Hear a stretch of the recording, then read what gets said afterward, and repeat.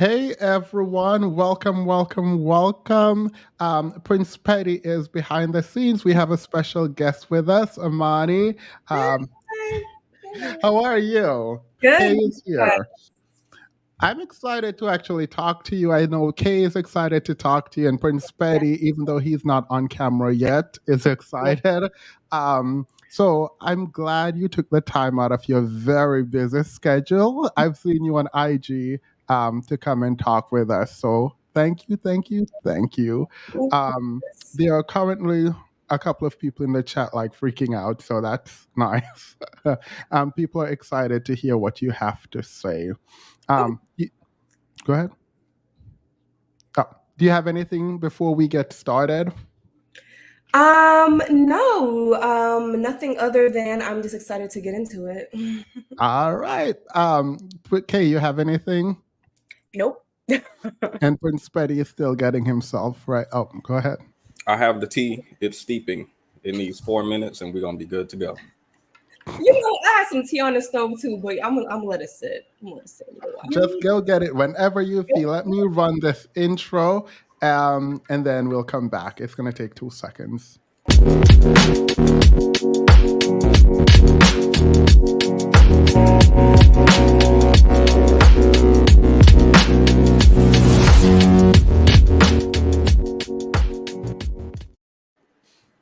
All right. All right. So this is generally us just talking about random things. Today, you are the topic. And you've been blowing up on TikTok. You've been gaining a ton of traction on YouTube. First, how does that feel? And second, could you introduce us to who you are and what you do? Yeah, so my name's Amani. My platform is AmaniTalks. I mean, what do I do? It's really I talk. I talk for a living at this point, like pretty much. I started off kind of wanting to do like a little bit of everything, but I've kind of really focused on the podcast. Recently, I have my two podcasts, the one thing about it on YouTube, and then the one I recently started, Let's Talk It Out, on my Patreon. So yeah, I'm just focusing on that. I'm just focusing on getting into the real and talking, sitting on my butt and talking for a living. God. So let's do a kind of deep dive into the intro and what you do. What is the goal? I really like some of your content, and particularly when you're interviewing your friends. One of the guy, we'll talk about that in a minute. But what is the goal, you think, of your channel? So initially, when I first went into podcasting, right, my podcast was really initially a branch off of my TikTok because I started TikToking when I was working as a bottle girl and people just loved the content. And when I was talking about working in the club, I noticed that those videos would go viral. People just loved when I just sat down and just spoke to them. And everyone was like, you should get into podcasting. Like, you should do podcasting. I was like, oh, like, I never thought about it. I don't listen to podcasts, don't even know what an RSS feed is. But I just like jumped into it, like I was just like, I'm gonna just start and learn along the way.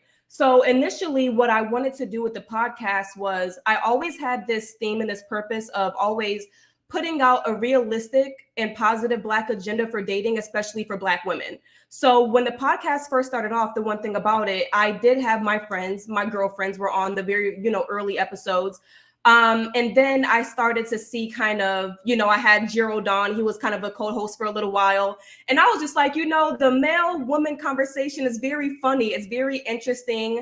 I think people are drawn to it. And so there was a little bit of a shift to where I was like, okay, I want to have the one thing about it be the male conversations to where, I asked them directly, what's going on with this? Do you agree? Do you disagree?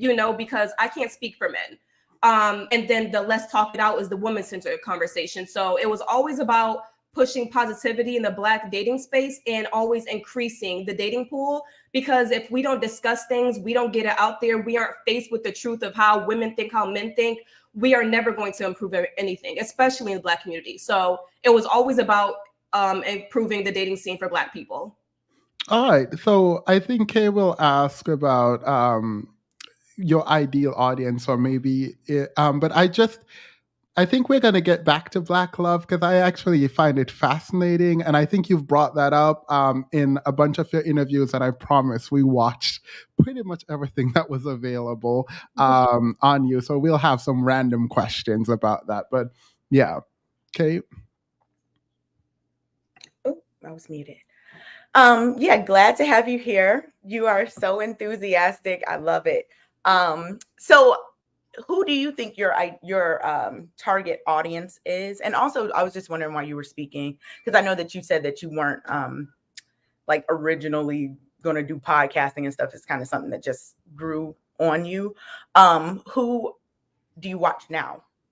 And who do you think your target audience is? So my target audience, I know, is Black women. That's who is on my TikTok. That is who, and it's so funny. It's so funny, right? Because my TikTok was always majority Black women. You know, Black women in Atlanta, and you know, my whole area. But when I started to bring my content to Instagram, and we know that Instagram is an older demographic. Instagram is the new Facebook, pretty much. So when I brought my content to Instagram, I saw a huge shift in who was interacting with my content. On TikTok, most of my stuff got positivity. It was like, yeah, girl, I agree. Yeah, that's the truth. And as soon as it hit Instagram, what is she talking about? And I was just like, why is it like this? So I really started to understand when I got to Instagram, it was older Black men. Older Black men love Instagram Reels. They're sitting on their ass. They're 60 years old with their grandkids, and they're on Instagram Reels. And I was just like, that is not my audience. But recently, I did start to see a shift in my Instagram comments. And you know what's so crazy? It's so crazy because the video that turned that around for me was the one that I did with BK. And he said, it's so crazy how the misogyny that came from BK is really what drove the girls to my Instagram, because they were just so against it. Like, they wanted to rally around me. They wanted to be like, no, like, Amani's right. Like, get this guy out of here, you know, like. And so really that's the interview that got more women to my Instagram. And now it's the Black women on my Instagram page too. So definitely Black women are my audience. And that's who I'm like doing all this for, you know. I'm sorry, I can't remember the other part of your question. Oh, I was just asking who do you watch any podcasts now? Oh, and yeah, yeah, ever since I got into podcasting, I've been really closely following the Black Effect Network. So I know that they push a lot of podcasts with I watch a lot of I don't watch too much, but I would definitely say to read. Horrible Decisions. I have some people that I have worked with at FC Network. They're based in Chicago. Let's see. Another one that I really enjoyed was the one that B. Simone was on with her friend Megan. I know that they aren't together anymore, but I love that podcast. And then I dabble in some other ones. I watch some clips of, like, you know, $1 million worth of game every now and again. And what's another one? I really enjoy I can't even think of the name anymore, but I watch it like a little, you know, every now and again, you know, different things here and there, Horrible Decisions, stuff like that. Who would you say would be your dream guest, and kind of how do you go about selecting the panelists? And before, this is kind of like an intro still. I promise we'll get into more meaty stuff in a minute, but who would be your dream guest, and how do you go about selecting the guys particularly that you interview? I feel like this is so like every Black podcaster wants Dr. Umar Johnson on their podcast. You were just talking about this last week. Last week, yeah. Yeah, but that's really my dream No, guest. why? Why though? Because I want him on for. Go ahead. Why? You know why? Because a lot of people would view his views and what he says as extreme. I never think it's extreme. When I listen to Dr. Umar Johnson, I'm just like, that makes sense. Just logically, like, I'm just like, yeah, I agree with a lot of what he says, especially when we talk about interracial dating. Because whenever I talk about that, I feel like I get so much pushback when I say I don't agree with Black people engaging in interracial dating. But he's someone that you can't tell him otherwise. He does not agree with it for Black people. He will tell anybody that. And I like that position. So when we're talking about dating, especially that, I'm like, I want to get Dr. Umar Johnson on my podcast. Oh my God. I feel like we should jump down to the Black love kind of convo now. Do you see Black men and Black women dating out as different? I do. All right. Can you explain? Yes. Just because men and women have different roles. If men were, or I guess if women were proposing to men and it was socially acceptable just as often as they were doing to us, then I would say, okay, it's the same because we're both choosing. But we know that men are the ones picking their mates. They're the ones proposing to women. They're the ones looking for a wife. Men don't, or women don't look for a husband. So when women are kind of sitting back and waiting to be picked, they kind of have to go where they're accepted. If a woman wants to be married, right? Especially for a dark-skinned Black woman, because we know they get overlooked so often. If I'm a dark-skinned Black woman and Black men with their colorless asses are looking me over because they want the racially ambiguous girl that everyone is looking at, okay, nigga, that's fine. But when that white man come over and I'm eating lobster, pasta and lobster, like, don't say nothing because that's just what it is. Like, I'm going to go where I'm being picked. So when Black men are picking outside their race and Black women are just waiting to be picked, that's a different dynamic, right? And then even when you look at, the low rates, I guess, of marriage for Black women, and I'm talking about building positive Black family structures, how could I look at someone picking to marry outside their race as a positive when we know that there are so many Black women, educated Black women that want to be married, and you're like, nah, I'm gonna go marry the white woman that will get married to anyone that anyone would marry and overlook my own community. I just don't agree with it. I don't think that it's going to do anything positive for wealth building in our community. I don't think that the children produced always have the right mindsets. And I don't think it's just positive in any way for our community, honestly. And when we think about Black men, white women marriages, the divorce rates are through the roof. So it's just like, y'all are getting divorced. Like, how about you just try to marry within your race? Just try it. Yeah. So I think this is interesting. I will go back to the intro in a moment, but I do actually think this is interesting because people will say, so you are okay with Black women marrying out, but you're not okay with Black men marrying out. The reason you give is that Black men have been marrying out continuously. They are seemingly colorist, and Black women, if they wish to be married, should open their option. Is that a correct sort of characterization? Yeah, what I'm saying is I don't blame Black women for opening their options. Honestly, I feel like Black women and Black men should marry each other 100%. But I don't blame Black women when I do see them marrying outside their race, because we know that, first of all, Black men act like they don't even want to get married to freaking begin with. And then the ones that do want to get married want to date somebody racially ambiguous or outside their race, period. So I think it's a different level of it's just more hurdles that a Black woman has to kind of go through or, overcome in order to get married than a Black man. I feel like Black men are desirable physically to every race. I don't feel like there's any race of woman that would go, oh, no, to Black men, except for Asians. Asians are I was literally just going to ask if you yeah, Asians very much, they date within their race, Asian men and women, but the women tend to date white men sometimes, but Asians are the only exception. Every other race of women would be like, yeah, like I find Black men attractive, but it's not necessarily the same thing for Black women. So yeah, it's just there's a huge difference there. All right. So before I continue, does anyone have any question on that? Because I want to come back to this, but I don't want to get into this yet because I do actually think there's a lot here and I appreciate that. Do you think your content is to inform or educate the guest or the viewers?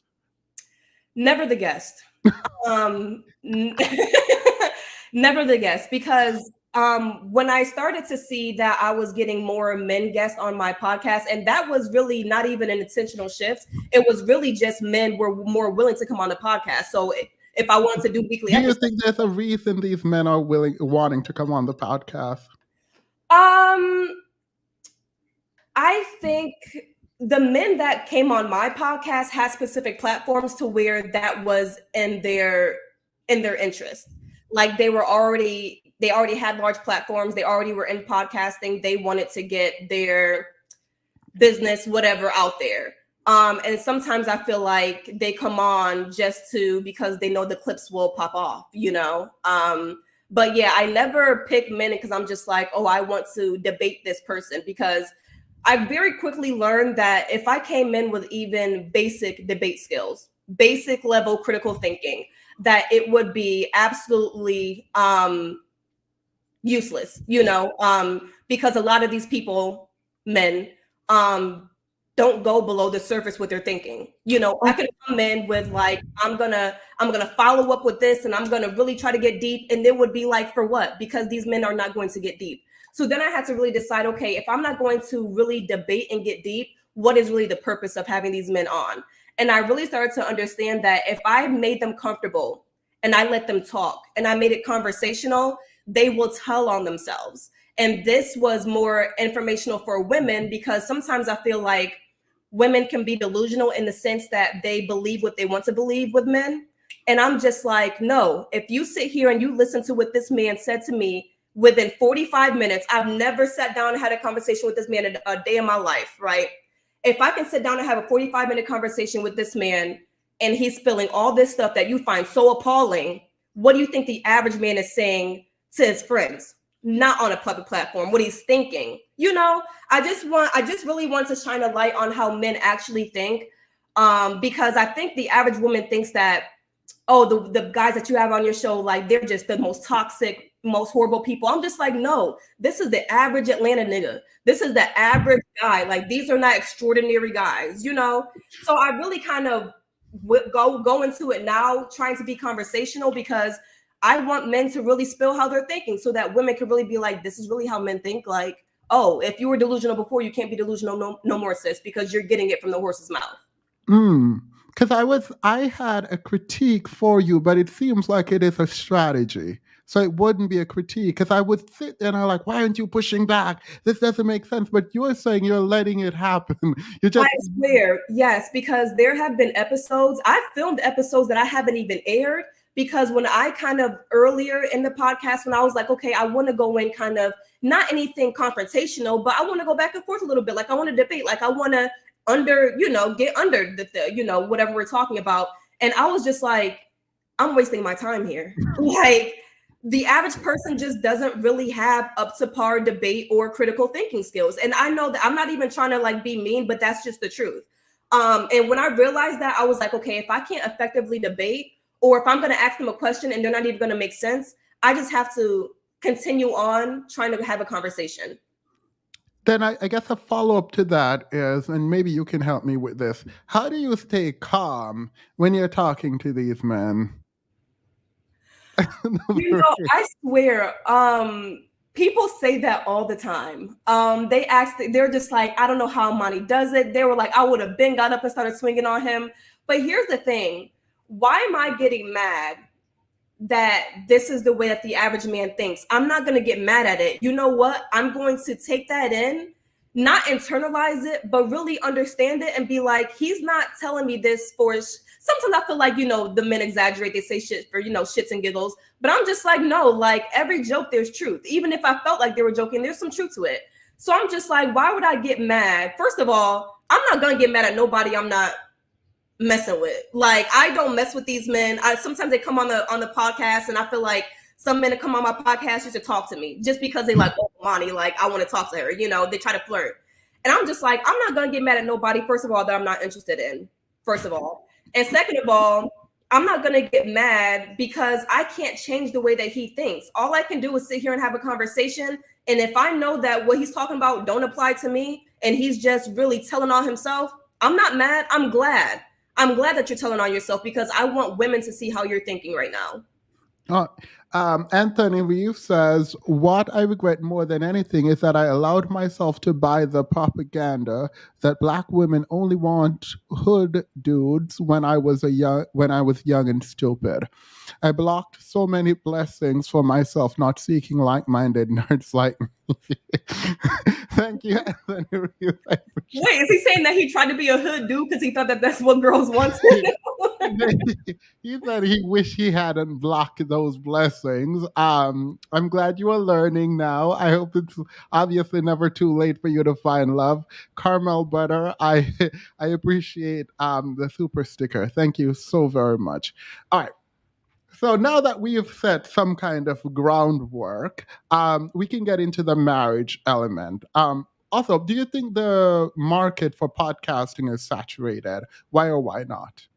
Oh, it's definitely saturated, but any market that has value and that people see an interest in is going to get saturated. I mean, we saw the same thing happening when after Fenty Beauty, and then every celebrity wanted a makeup True. line. So, saturation is going to happen with any popular market, but I feel like really it's going to start filtering itself out pretty soon because anybody can prop up their phone and buy, an Amazon mic and just talk.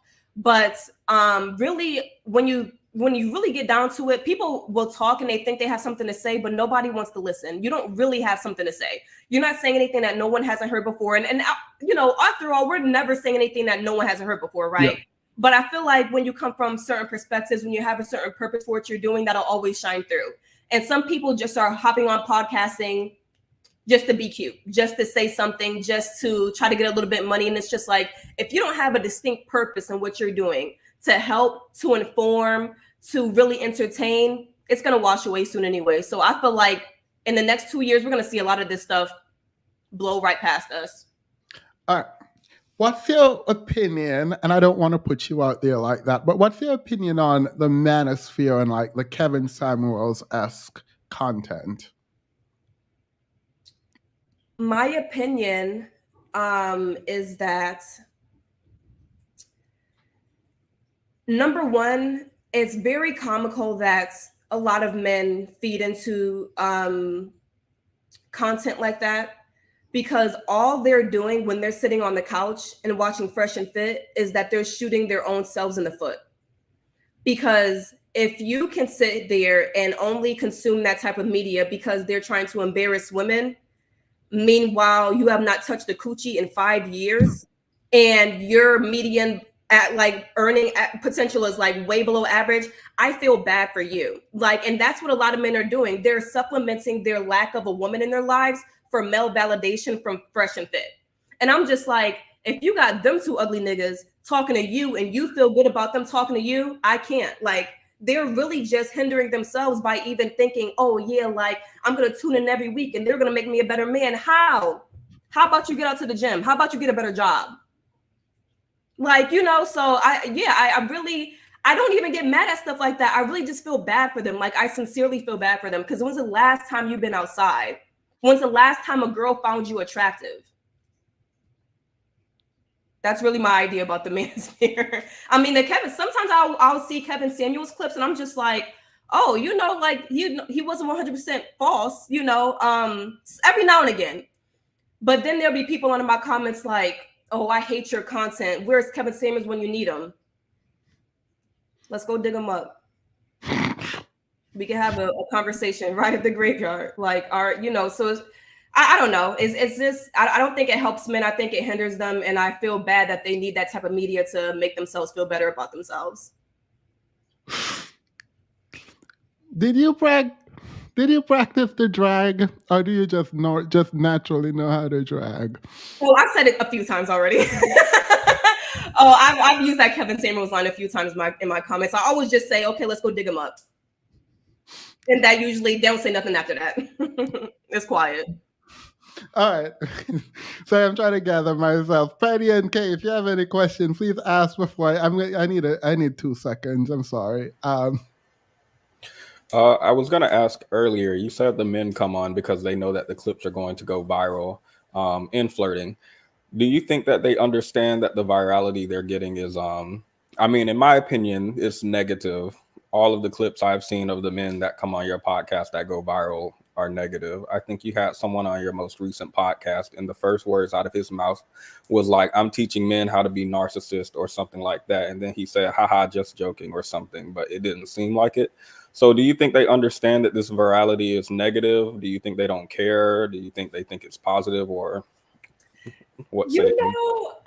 I really don't know what they think, because, when the clips go viral and, when clips go viral, it can go either way. I've had the same clips that are dragging them go viral and they're dragging me the next day. So, but I'm just like, I really think that some guys just don't care. I think that they feel like any kind of their name and the blogs, whatever, is going to be good for them and their platform. I truly think that. But there are some times where the men get dragged and I feel bad for them because I know that that was not their intention. And I'm just like, damn, like they're going in on him. So I feel like it goes either way. I feel like definitely like when I had BK on, I definitely feel like he was there for his moment. Definitely. I feel like really when I had Jonathan from Finessers Club, I feel like he really wasn't there for a moment. I really feel like he was just talking, but that's just him naturally. Like that's just, because actually on my podcast, he was a lot more tame. I don't know if you guys have ever viewed his content, but he was a lot more tame on my podcast than he usually is. I said after the podcast, I was like, you were really calm today. Like he was very calm on the podcast. No, Mhm. go ahead. No, Along Petty's question with the men on your panel, I've actually noticed this, and it has happened every single time, where you will say, I don't want children. And all of them sort of try to convince you that you should.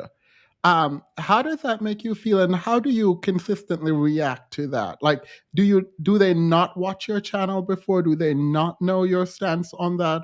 Like, what goes through your head when that happens? what goes through my head is I expect it because I think that men always feel like women want children. I think that men think that women are always fiending for a man and that they want children. Either way. So I kind of expect that to be put on to me like, of course you want children, of course you do. And when I say it, they're surprised, but sometimes I'm surprised that they're surprised that I wouldn't want kids. Because I'm just like, even with Jonathan, like you don't have kids. And then with BK, it's like you got too many fucking kids. So it's just like I don't see why, especially since I'm in my 20s, last year in my 20s, but that still count. Like I'm not married. And here's the thing too. Why would you just be like, you're asking me about kids before you even ask me about marriage? Like, and you're just like, oh, you don't want kids? I'm just like, I'm not even married. Like, I'm not even thinking about kids. But y'all so used to seeing baby mamas and having baby mamas that you expect every woman to be like, yeah, I'll have a kid next year. Don't matter if I'm married or not. Like, no, some of us don't operate that way. So sometimes it does surprise me that they are so shocked because I'm just like, I've said it 1,000 times, number one. And number two, I ain't dumb. You said you want to interview Dr. Umar. Please, if you do, he said that any woman who doesn't want kids is psychologically broken or something like that. I was watching his interview. Please ask him about that. I'm not going to ask you to respond to that, but just keep that in mind and ask him about that. All right. So, Black marriage. I'm assuming, with the caveat we just had, that you are a fan of the idea of Black love. When I say Black love, what does that mean to you? When I think Black love, I think Black marriage. I don't think about we living together. I don't think about girlfriend, boyfriend. I don't think about kids. I think about Black marriage. Because I feel like Black people will focus on every aspect of what they consider Black love except for marriage, right? And if you watch my content, I think that they think that I'm a feminist and I'm just like, oh, fuck men. And, but I'm very much pro-Black family structure. I'm very much pro-marriage.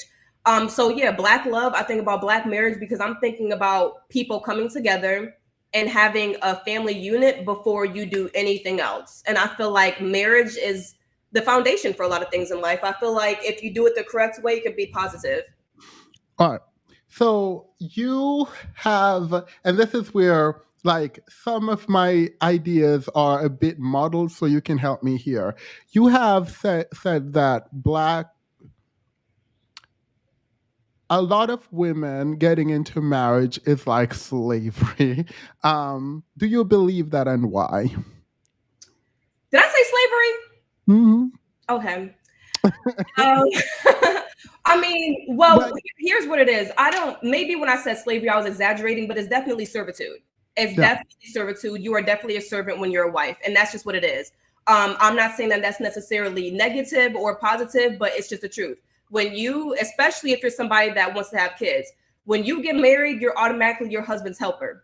Because when I think about marriage, I think about the biblical institution of marriage. In the Bible, if you're going to get married under those pretenses, the Bible says that you become second to your husband. So when I think about marriage, I think about me becoming or going from an independent woman who was doing and thinking for myself to now I'm under my husband in my own household. So you are a servant to your kids. You are a maid. You are damn near a sex worker. You are in servitude when you're a wife, period. And I think that a lot of women get into marriage not considering that. I think it's a surprise for a lot of women how much a wife takes on.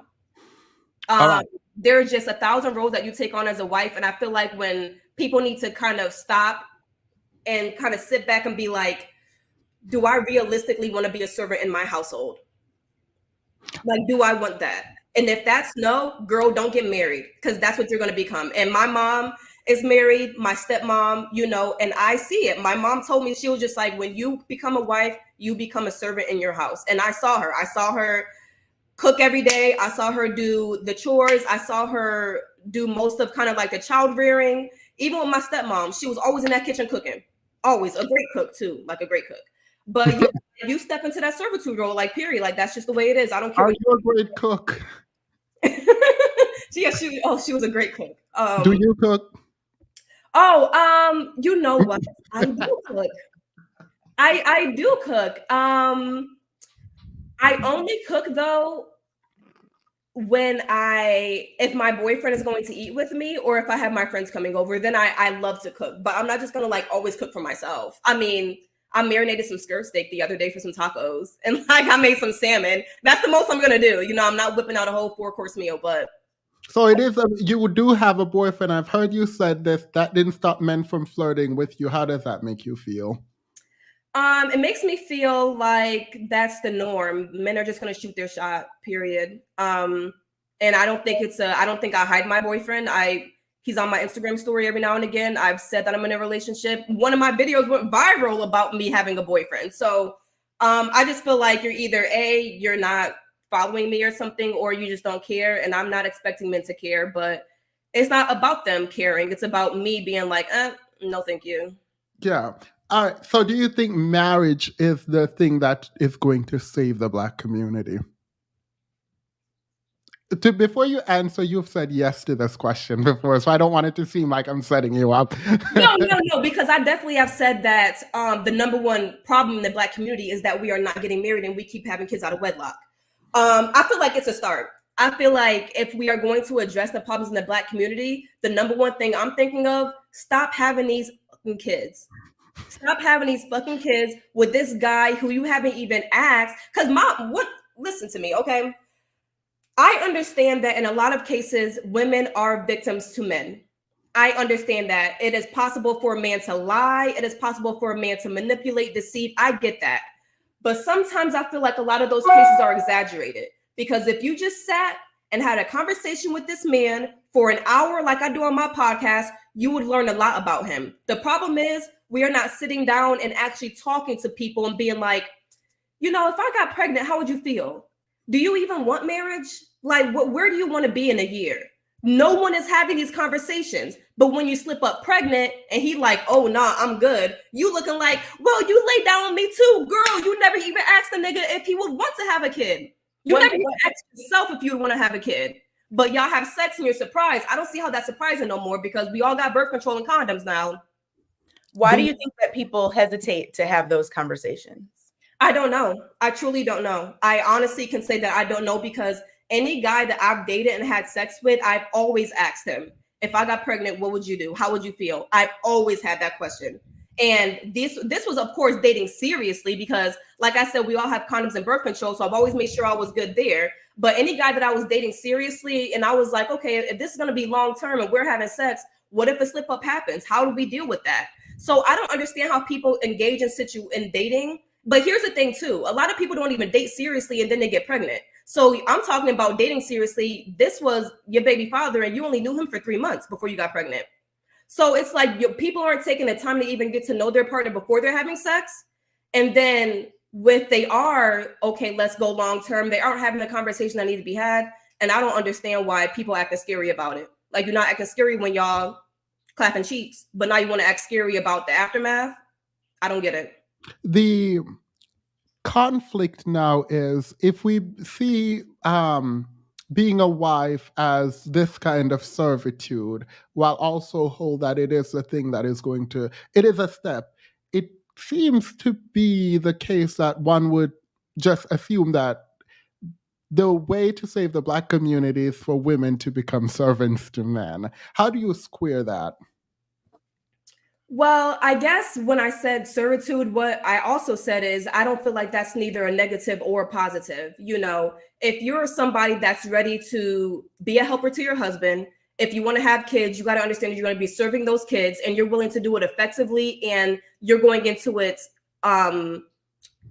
with the full mind that this is your job, then I don't think that that's always, I don't think servitude, when I talk about servitude in a marriage, is always a negative thing, I guess, because you are going to be serving your husband, but your husband is providing and serving for you too. You see? Can they provide though? That's the way I was gonna get. Oh, that's just, okay. So I'm talking about, I guess, ideal marriage, right? Where a wife is helping her husband and the husband is providing for the wife. Now, does that always happen? No. So we see a lot of cases to where the woman is not only serving her husband and her kids, but she's working too. And she's getting burnt out from being the primary caregiver, a provider. Her husband want to have sex every other night. She's getting burnt out. But if a marriage is working exactly how it needs to be working, not even saying that every wife needs to be a stay-at-home mom, but if I'm working as a mom because I want to, I don't feel like a wife should be expected to contribute to household bills, period.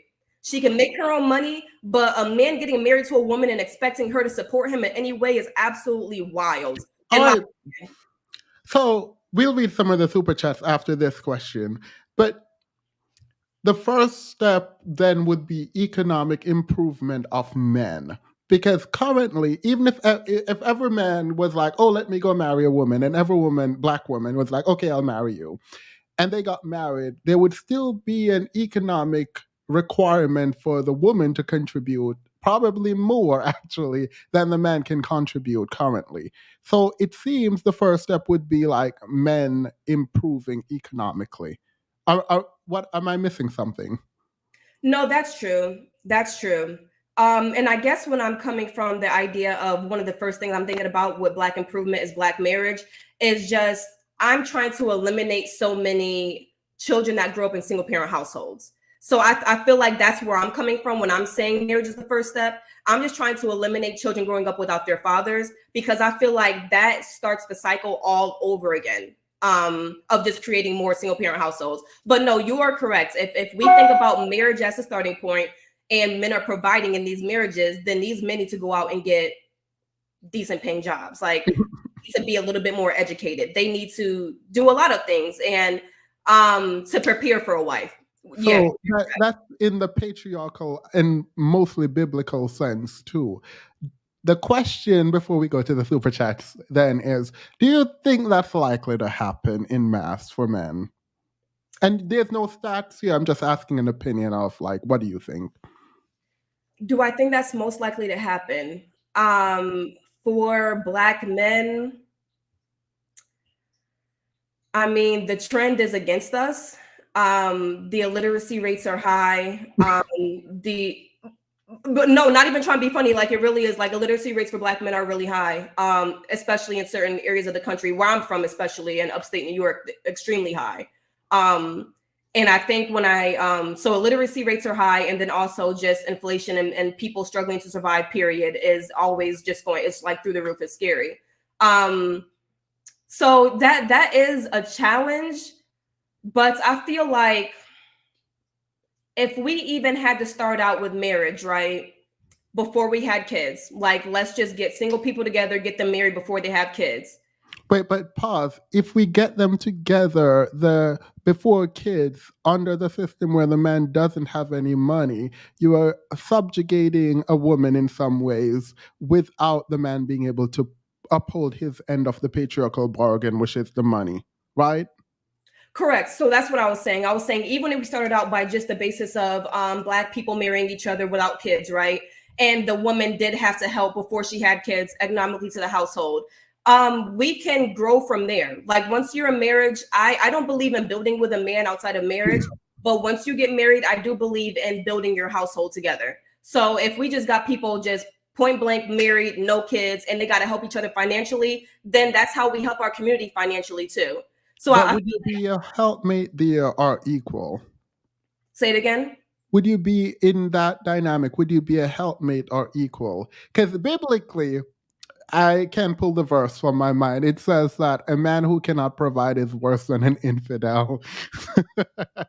So, do you think that that kind of marriage, the woman should be submissive, or is it more egalitarian?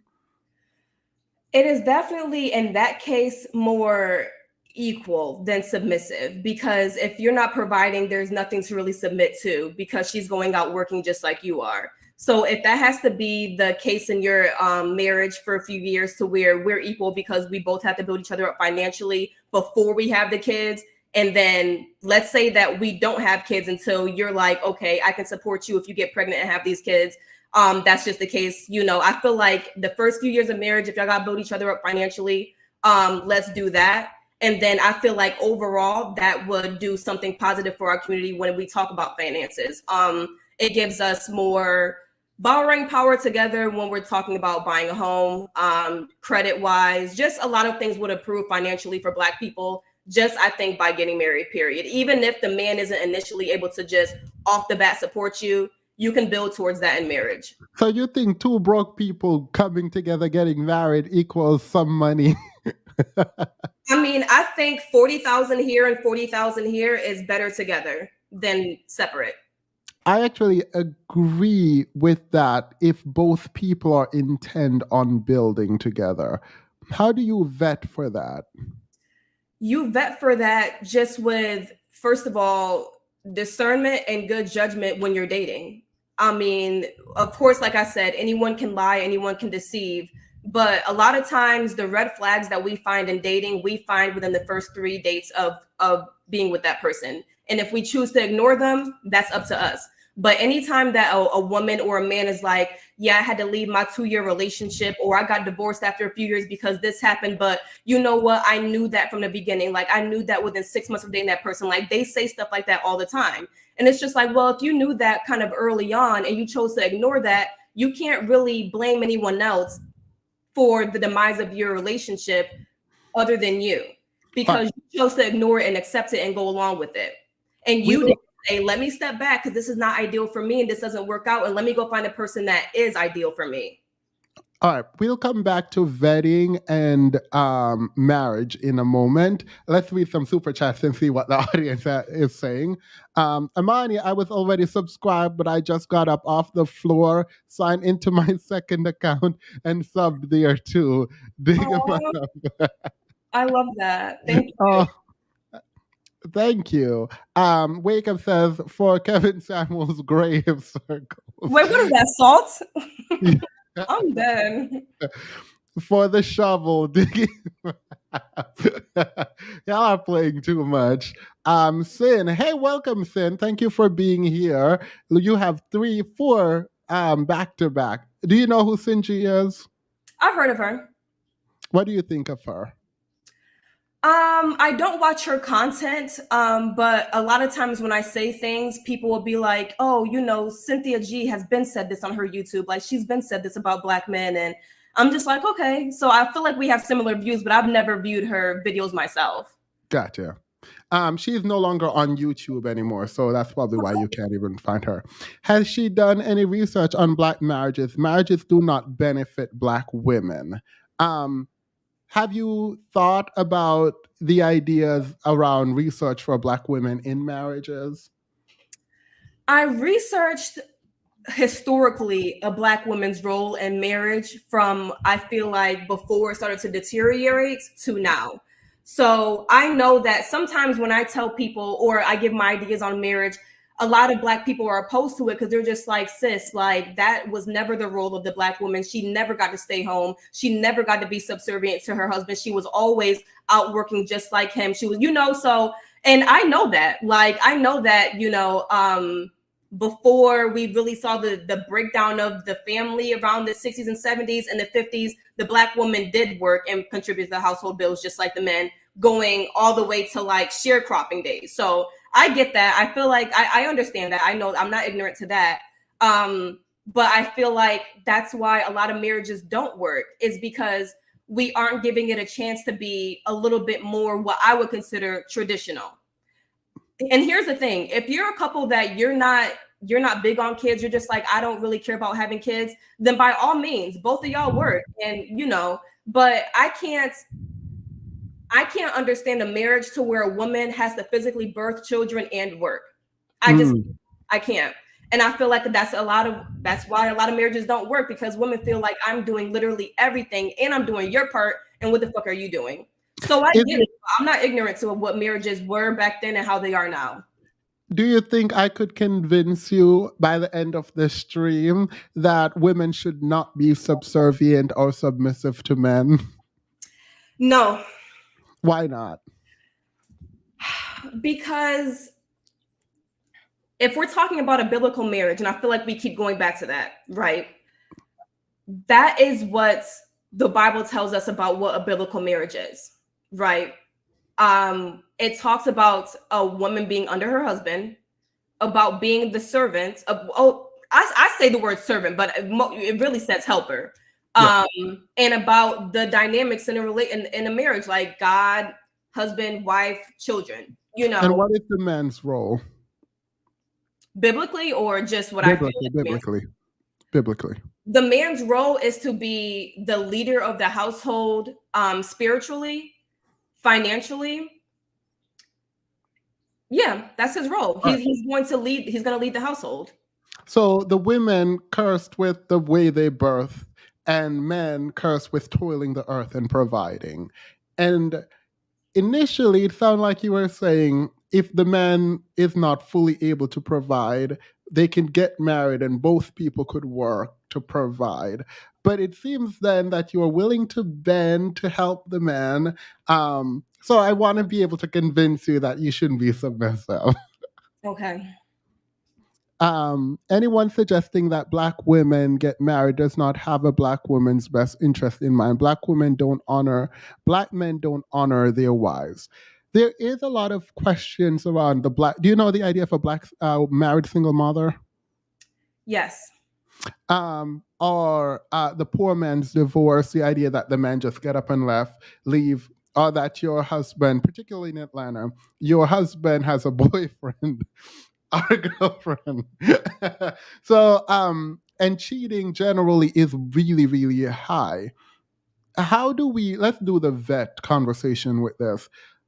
How do you vet to make sure that the man you are marrying isn't a cheater or is a good man? So when we're talking about cheaters specifically, I honestly don't think that there is any vetting for cheating. I feel like cheating is so common. How is it possible that you vet for cheating if it's so common? But I also feel like when you cheat, you get divorced, and that's biblical as well.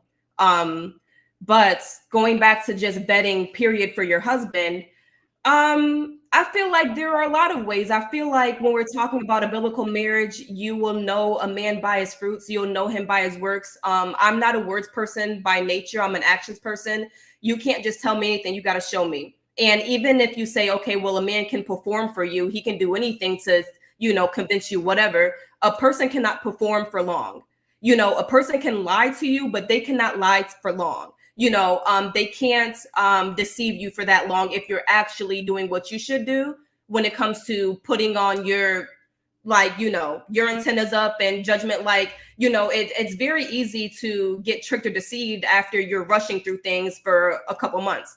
But if you're really taking your time and being like, no, I really want to see this person's actions. I want to know their family. I want to know how they grew up. I really want to see if this person is right for me in marriage. Then when you're doing your due diligence, I feel like it's, the likelihood of you getting tricked decreases. Do you think all men cheat? I don't think all men cheat. Do you think most men cheat?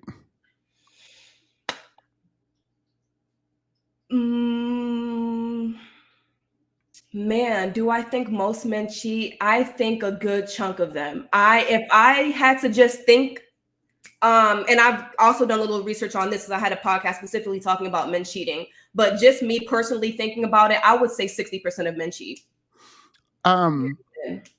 Do you think cheating is a reason to end the relationship? You said, do I think cheating ends a relationship? Cheating is a reason to end a relationship? A marriage, 100%, yes. Black men are the kings at 50-50. Her views are extremely outdated. You are very traditional, you said, right? I am. I think so. She needs to do some research on Black marriage rather than parroting ideas. I think, so you advocate for traditional marriages and traditional household, which have a very specific gender dynamic. And you've looked into that. Like, that, as in, that is what I want. I've looked into the Bible, and this is the... I'm sorry. You're fine. And this is the best relationship for you. Yes, a relationship to where my husband is financially providing, yes. All right. Oh my gosh. You're fine. I'm so sorry, because I don't even know who that is. Somebody's probably watching like, wait, what are you talking about? I would like to know how the caller feels about Black women and marrying out, if it meant the child or wife would be provided for, or should we just go for Black men? I think she's okay with Black women marrying out. She said that earlier, but you can respond to this comment. I would like to know how the caller feels about Black women marrying out. Okay. Yeah, I've already, it's not my first choice. I would like for Black women to marry Black men, but I understand that does happen. And if you have to be accepted in somebody else's community because you really do want marriage and it's a positive thing for you, then I feel like go for it. Thank you, J Pumpkin. Thank you, Mickey, for the super sticker. LCM says, just showing love the conversation. Thank you, LCM. Pretty Red Dimes. Do you know where this phrase comes from, Pretty Red Dime? How do you feel? What they're talking about, the interview. Yeah, how did you feel about that interview with Simone Biles and her husband? Yeah. I didn't watch the whole thing. I just saw little clips, and I, of course, had something to say about it. But I kind of felt like if that's the dynamic in their relationship, why are y'all mad? If he feels like he's the prize because Simone treats him like the prize, she probably... We agree. Yeah. We agree. Yeah. You have an unnatural allegiance to losers, and it's unlike you. You know what? I just feel like if I'm talking about Black positivity and I'm talking about a Black family structure, I can't leave Black men out of that. And a lot of people, Cynthia G, I know she feels like, Black men are overall losers, 50-50, they're going to rope you, and I get where she's coming from with that, but that's not every Black man. That's not every Black man. And I know that the good ones are far and few. Like, I get that they're not everywhere. You can't throw a rock and hit a good Black man. I get that. But it's just like, they do exist. And I see them all the time. Personally, I do. I don't know the ins and outs of everyone's relationship, but when I am at church or I don't know, I follow a lot of accounts. What's that guy's name? He recently just started doing more clips. That married pastor. I know you guys have seen him recently this past week, and I just can't think of his name. But I just sorry. No, go ahead. No. I just feel like, when Black women get down on Black men, it is for good reason because of our experience, 100%, and what we're seeing. But good Black men still do exist. Do you go to TD Jake's church? Oh my gosh. That was absolutely shocking. I don't go to TD Jake's church, though. No. You need a biblical man for a biblical marriage. If illiteracy rates are high, how are Black men even gonna know? I feel like they forget I'm a Black man and just drag me with it. Just drag me. Exactly. And literacy rates are high, but there are some Black men that can still read, Mickey. But when we begin the conversation, and we talk about why you created your channel. It's for putting out realistic and positive dating agenda for women, for Black women. So on one hand, we have Black men by you described as like very misogynistic, which you expose on your podcast, even colorist and other things, low literacy rates generally. So how realistic does it seem to promote Black love to Black women when this is the majority of the community? I think even recently someone named Clarissa pointed out some clips from Nick Cannon, who is like woke or whatever that is, and talks all about colorism in the workplace and stuff like that. And that in contrast with who he hires for Wild and Out, who he dates, who all tend to be light skinned or biracial women. Even the supposedly good woke men are contributing to something that they're aware of. So if this is men generally in the Black community, how can this be realistic or positive dating agenda for Black women? Because I think being realistic is positive for Black women. When I was speaking about that, and I was speaking about how I feel like a lot of women are delusional, and they get themselves into situations to where sometimes they tend to play the victim card. And it's just like, well, I don't think you did your due diligence with this, sis.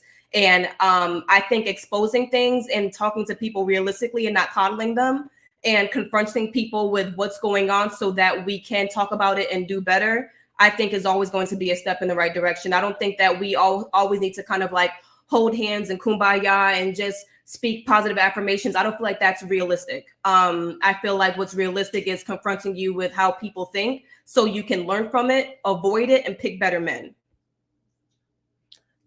Do you think that Black couples, I guess you could say, should, or Black people that are married, like a Black woman, a Black man, do you think they should not have children if they both are working? If their livelihood is dependent on both the man and the woman contributing to the household bills and they need that, honestly, no. So then just in general, not even race wise, most households with two adults have two adults working, right?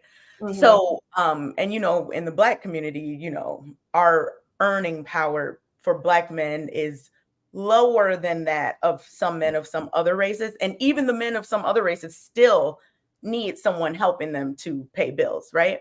So with that being the case, like, how do you reconcile those things that people should be getting married and starting these families when realistically, most people in general, especially Black people, are going to need two working individuals to keep up a household?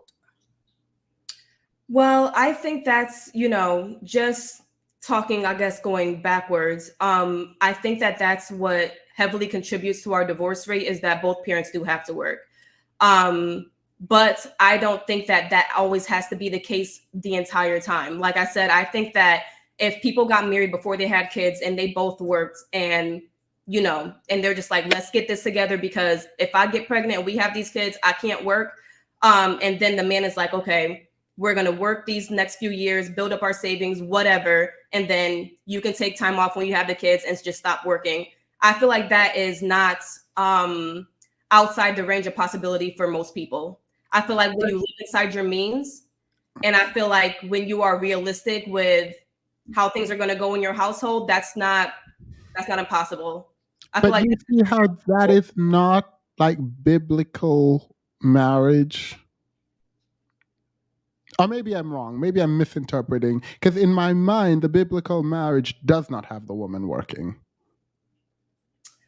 That's true. That's true.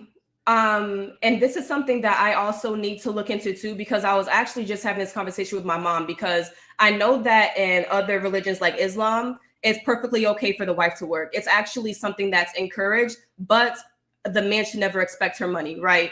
And I think in Christianity, I really need to look this up more too, because that's what I meant. Sorry, that there is no expectation that the money is contributing to the household or needed for the household. Yeah, I mean, that's true, but we have to also just look at what you need for your family. There are things that's just like, I don't think that a woman working and contributing is not godly. You see what I'm saying? But I'm just saying, like, if we're talking about a marriage that where the woman doesn't feel like she's doing everything, that she knows once she has these kids, she's going to be in servitude mode. I feel like, okay, the first few years of marriage, okay, work together, get your money up. And then if you want to have kids, then y'all got to discuss that and make sure your money's good for the kids. But I don't think it's, anti-biblical for the woman to put money towards the household before she has kids while she's married. I just feel like, is that ideal? No, but you have to be realistic. And I think that once you do get money up in the first few years before you have kids, it is more realistic for you to be like, okay, now my wife isn't going to work because now we're going to have kids and she can stay home now. I feel like building in the first few years is absolutely like, okay. So, but that's what I was trying to figure out. Like, is it like a la carte where like you pick the parts? Because it feels like the women get to help the man in his role, but the man does not help the woman. And the women still have to be like submissive and the helper. But like, how much are you helping, or are you a partner when you're putting in as much as the man? I'm not sure if I'm thinking about it properly, but when I think get what you're saying. Yeah, like where's the submission where you're both working and you're both equally contributing? Like that is 50-50. That's not submission in any way. And I do get that. So I feel like if that's the first few years of your marriage, okay, because there are ways that, and men will always say, well, what about my protection and provision and my leading the household? And it's just like, well, some of you aren't good leaders, some of you don't protect, but ideally, when we're talking about an ideal marriage, the man would do that. The man would be, because we have to admit that in the world, there are going to be things that as a woman, we feel safer doing when a man is around, or we feel safer engaging in when a man is around. Like, that's just the truth. So with a husband, if you guys are working financially 50-50, right?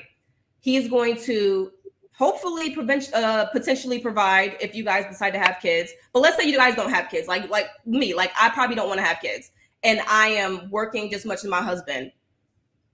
For me personally, my boyfriend knows. Don't look at my nose, y'all, because I was taking off my nose earlier. But I need to get some press-ons. But for me, my boyfriend, I was just like, I need you to, before you even propose to me, have your shit all the way together, because yes, I'm still going to work and make my money, but I'm not paying our bills. You are. So that's what works for me personally. But I feel like that's not realistic for a lot of cases, because Black men do kind of don't make as much money. So if you want to get married, just hold off on the kids and just build y'all structure, together, I guess. Yeah. And I feel like that there's anything wrong with that. It is a psychological fact that a person can effectively maintain a mask for years. She needs to do research on what she's talking about. All right, so Finn is being really, really mean right now.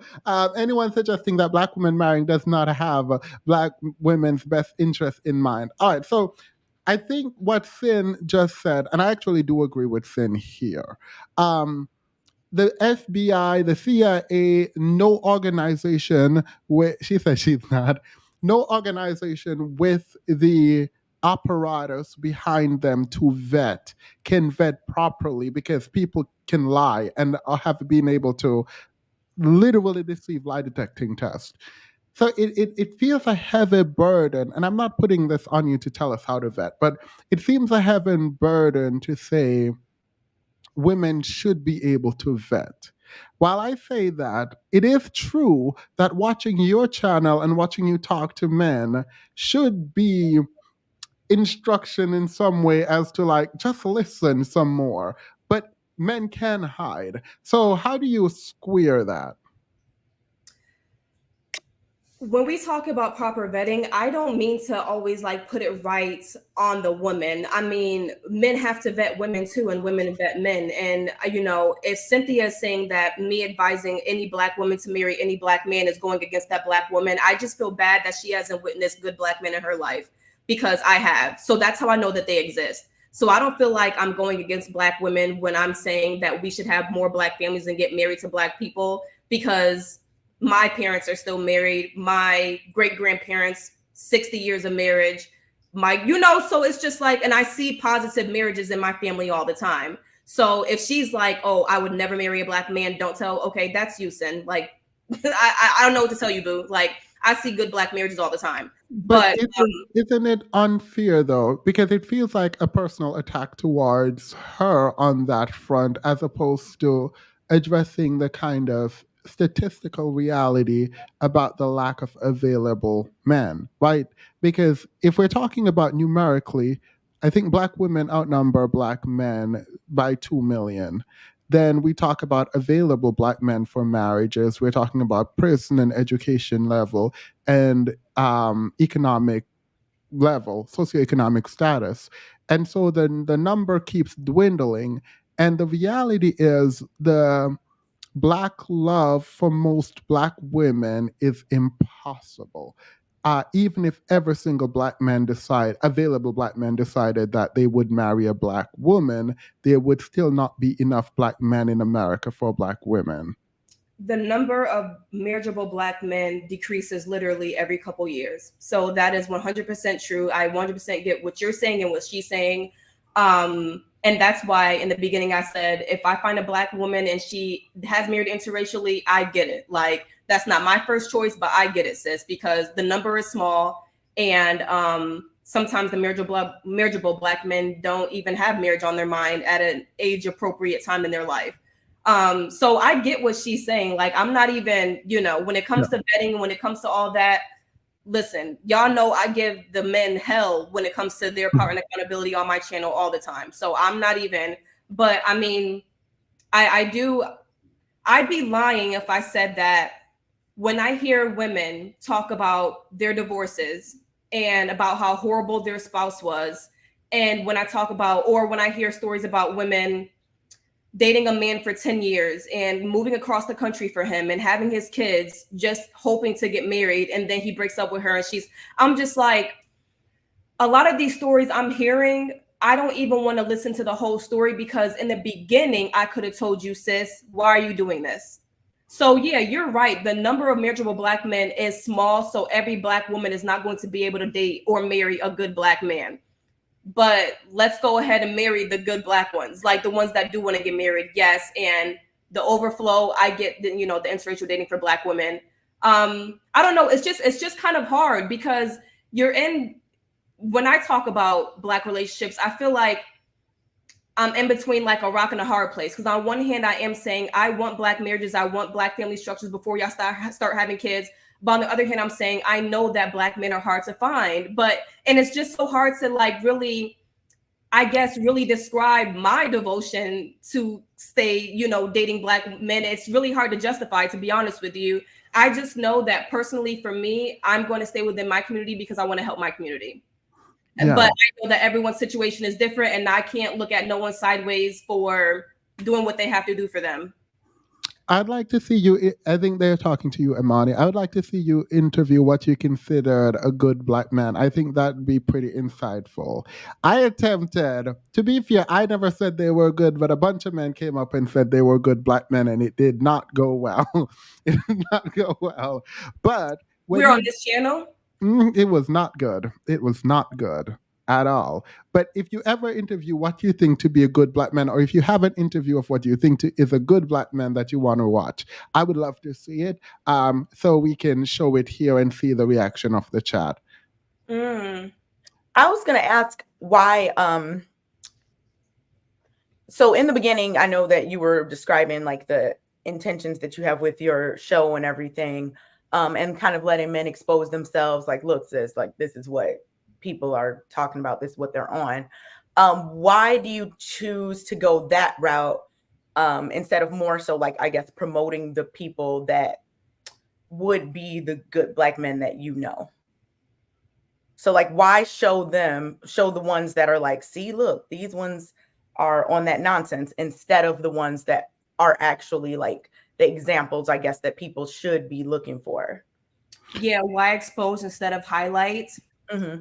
I guess it's really just where I am with the channel, and I guess really just the entertainment of it all. I don't really see the One Thing About It podcast as the podcast that's going to really get that deep and be insightful in that way. I find the one thing about it to be more like a Kiki, you know, and my other podcast that I recently just started, I think is more of what you are going to find when we talk about the more deep, insightful conversations about where we should be going instead of the exposing. So I recently just started Let's Talk It Out on my Patreon, because that is the conversation that you're looking for. But the one thing about it, sometimes my caption under my little clips is literally, don't take us serious, y'all. Like, it's really for entertainment value. But I do want to use that entertainment value to expose men's thinking as well.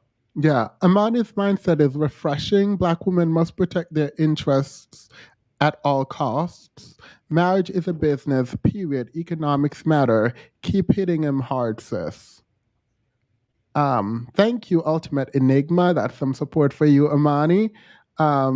Does she know what the chameleon personality is and how common it is among Black men?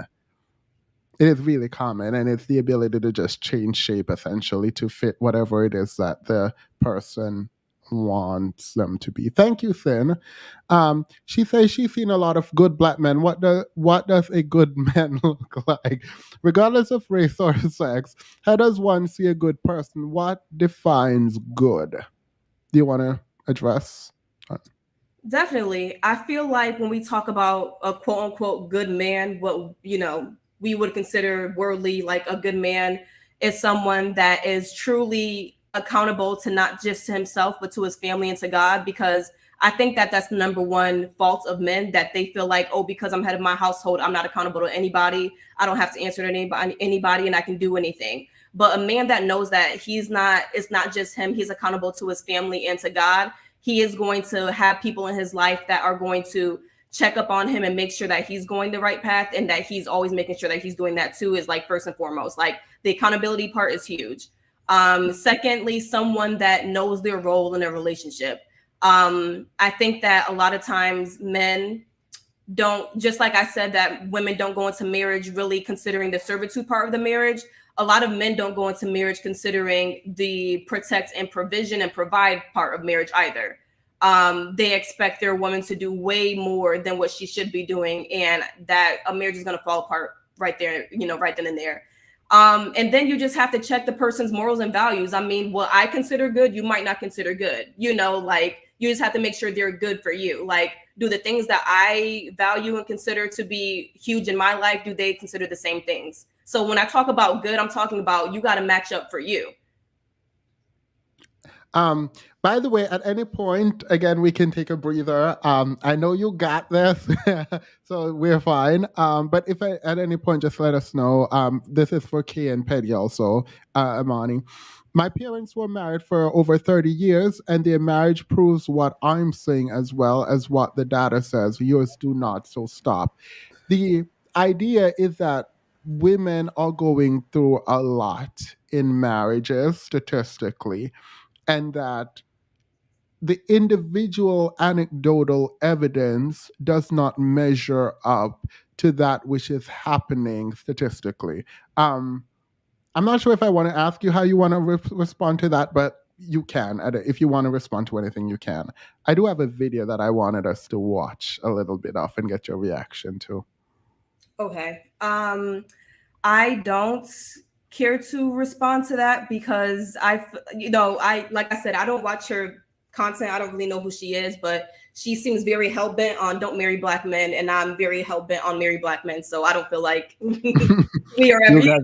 don't feel like the discussion is really there for any type of value. So I don't tell women what to do. Go ahead. I was going to ask you in regards to what Cynthia just sent. When you have an experience with Black men in your life that you say is generally positive, and she has an experience with the Black men in her life, even her father I don't know her experience with Black men, but I think her super chat said that her parents were married for 30 years and that was like bad.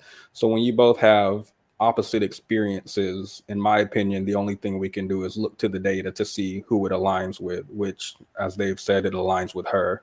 So I'm not going to say all Black men are bad or anything like that, but how do you grapple with that reality as far as promoting what we know statistically tends to be bad for Black women? When we talk about Black marriage, I mean, when we're talking about statistics, though, what specifically? Because when we talk about overall marriage, I think you. Oh, sorry.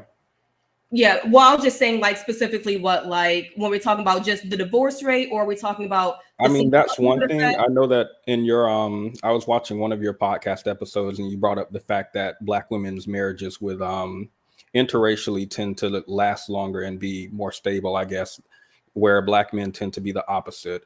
And then when Black women marry Black men, of course, it tends to not turn out good. I think you were speaking about the divorce rate, but I would also look at things maybe like DV or SA or anything like that that might happen in it, or even single parenthood, just dating, not even necessarily related to marriage. So when this is something that Black women are statistically more likely to experience in the community than out, how do you reckon with that as far as promoting it? It is hard to reckon with it because I recognize all those things. I know that, 40% of Black women are going to experience domestic violence. The divorce rate with Black men and Black women tends to be a little bit higher. Those are all facts that I understand, I comprehend. But it's just like with a lot of things in the Black community that we don't find positive. There's a lot of things that we can look at and say, and I've said this before too, like, I don't like, for example, I don't like being a patron of a lot of Black businesses because the Black customer service sucks. But will I ever stop really trying to support Black businesses? Like, will I ever be like, I'm never like, I'm done with it? Like, probably not, because I always just want to see Black people do better. And I really do believe that we have the capability to do so. What if doing better means letting us fall on our faces so we can know how to get up? We're already on our faces. Well, Black women are doing great. Not obviously we are all doing poorly, right?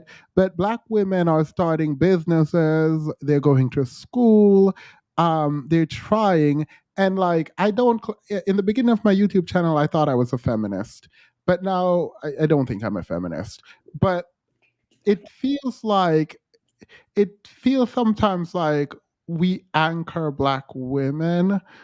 How do you respond to that? Do you think Black men help Black women mostly? Do I think Black men help Black women? Yeah, and I asked because you said earlier that it's safer when you have a Black man around. Well, and a man around, period, not necessarily. Yeah, and it feels like the femicide rate disagrees. You know what I mean? And they think that having a Black man around is the opposite. It's a negative. Yeah, because what was it? It was every 6 hours a Black woman is killed by a Black woman is killed, and like the abuse rate and all of that. And there's a lot of like very prominent voices coming out on YouTube now that are vehemently opposed to Black women engaging with Black men. Because of just all the stats coming out. And let me ease up. That's not a question. I don't want it to feel like I want to change your mind about submission. Fully want to. You said I won't, but I can't, but that's fine. But I don't want to change your mind generally because I don't tell women how to be or how to act or whatever. But it does feel a bit hard to take in when we are saying women, you should try in Black men or there in Black love. It feels odd to say that with all the stats. While I say that, I don't want to change your mind about it because I don't think that's fair because I don't tell women what to do. Well, here's the thing. That's why I'm always preaching. Well, actually, I've always really preached it, but I feel like now more so I talk about it a little bit more. I'm always kind of like, please take your time with these relationships, vet, and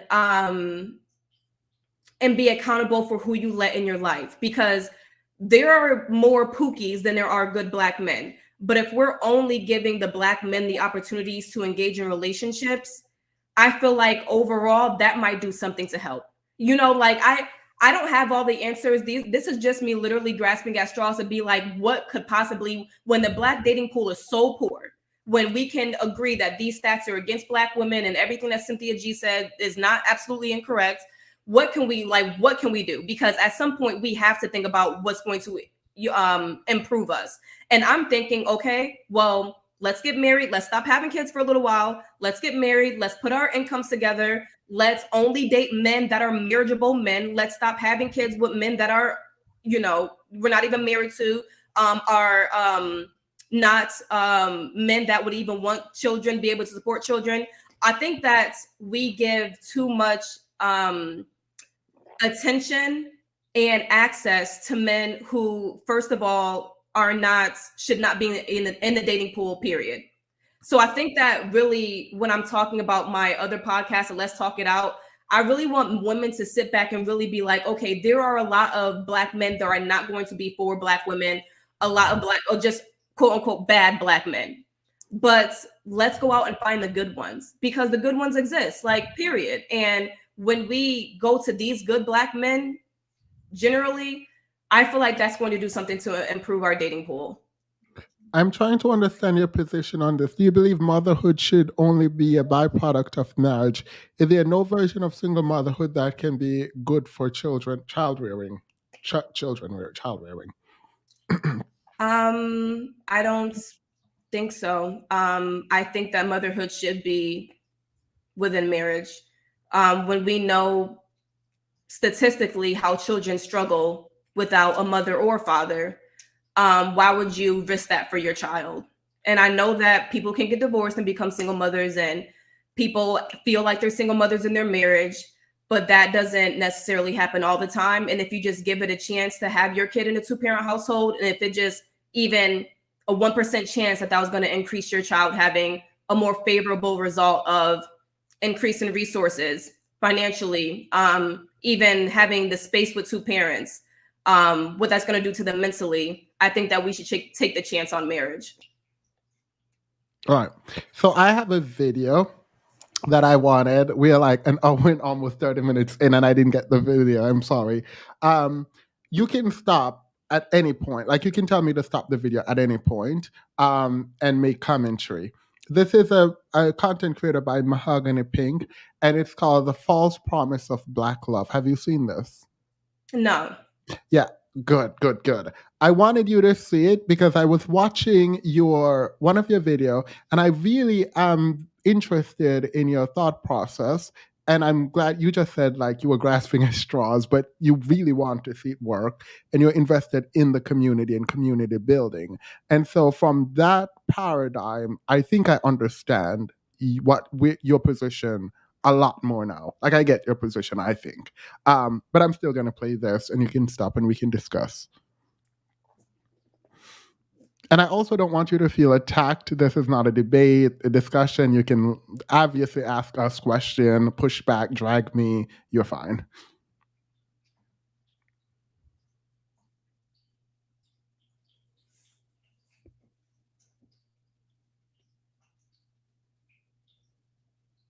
You've been seeing images of Black love on the TV screen that looked like this, or this, or this.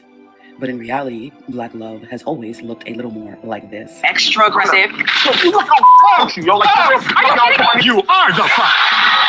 Investigators say after killing Kenyatta, O'Neill brutally murdered his 9-year-old daughter, Ranivia, and tried to stab to death his 8-year-old son, also named Ronnie, before setting him and the house on fire. In case you didn't know, sociologists that have studied the decline and dysfunction of the Black American family are for the most part in agreement. The model of exclusive Black love, that is to say a culture where Black people in America will only make themselves romantically available to other Black people in America, is unsustainable. Specifically, Black women's collective decision to make themselves exclusively available to Black men is unsustainable. Why? Well, short answer, there aren't enough marriageable hetero Black men to meet the demand of marriageable hetero Black women. Most experts name mass incarceration as the leading cause, but whatever you think the issue is, the fact remains that the community has a shortage of gainfully employed Black men who can support a family and are looking to marry a Black woman, short by about several million, in fact, and this is causing a host of problems. In his book, The Racial Hierarchy, evolutionary psychologist C. Paul Grandison explains that when you have a sex ratio imbalance like the one that Black America has, specifically one that favors the men, the result is that the men become aggressively and deceptively hyper-competitive for short-term sexual relationships. They stop looking for love or marriage, and they're definitely not monogamous. Essentially, they try to build a harem for themselves. Because they have this power, they're able to set their terms of relationships and naturally Eventually, they choose terms that are in their favor, ones that get them the most commit from a woman while offering the least in return. This changes the behavior of the women looking for a committed partner, and they become much more sexually active earlier in the relationship in an effort to try to lock down a partner. Additionally, a woman may see a man who's already in a committed relationship and try to take that man for herself out of desperation. Grandison also goes on to say that these men who are spoiled with more options than they should have take a longer time to commit to their partners, express more dissatisfaction with their partners, are more likely to cheat on their partners, and more likely to abandon their partners. He says that he believes that there would be fewer divorces and fewer illegitimate children if the sex ratio imbalance wasn't so great because, well, the men would be more loyal. And in part because of that imbalance, we now have a culture that permits, maybe even encourages, Black men to use their status as marriageable, i.e. a Black man with a job who isn't in jail, as leverage for as many sexual partners as he can get. And if you try to quote unquote compete for these men, you'll likely find yourself locked into extended periods of situationships, entanglements, and sneaky links as friends with benefits, or worse, permanent placeholder girlfriends, commonly known as wifeys. In other words,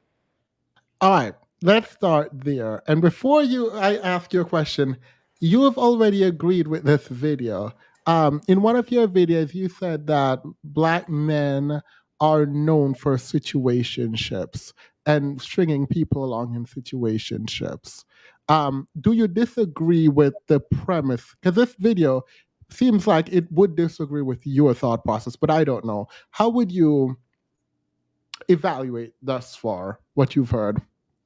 It's funny because if we watch that whole video, I'm sure I will agree with everything that video was saying, but that video would not necessarily agree with my views. And I have talked about, I think more so what I speak about when I speak about what we've seen so far in that video is the fact that when you do finally see, let's say, a 35-year-old Black man, he making good money, a good job, he's over 6 foot, he's okay looking, he's smart, he is like a kid in a candy store with his pickings, and he is having women compete for him, right? And they will do anything to compete for the spot.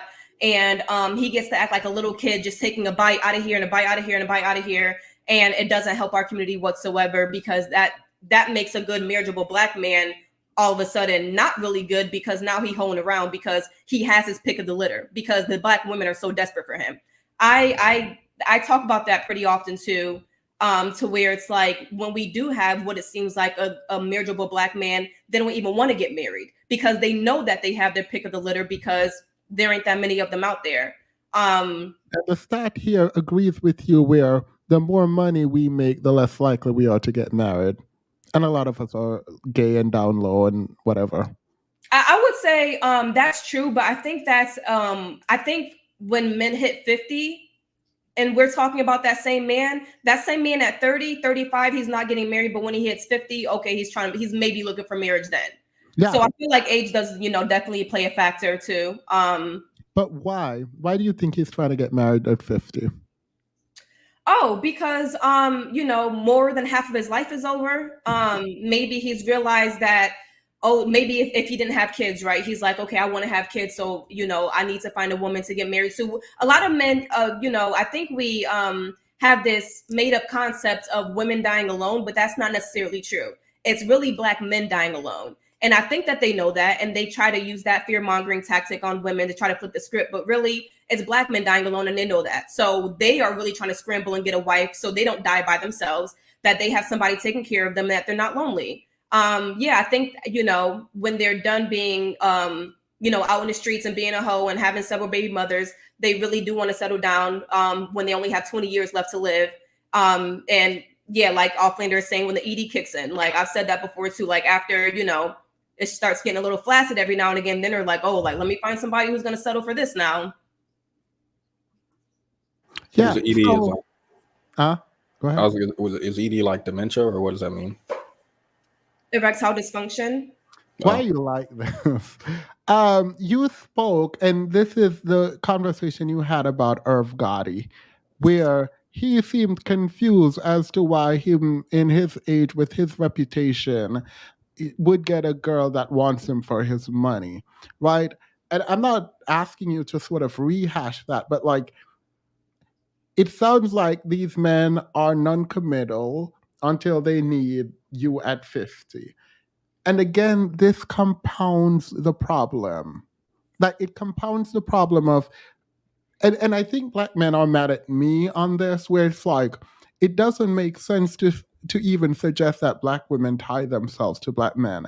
And I got this from Professor Ralph Richard Banks, an attorney who wrote the book Is Marriage for White People, where he was trying to figure out why it is that the educated black women aren't getting married. And he found that it's because they're too loyal to black men.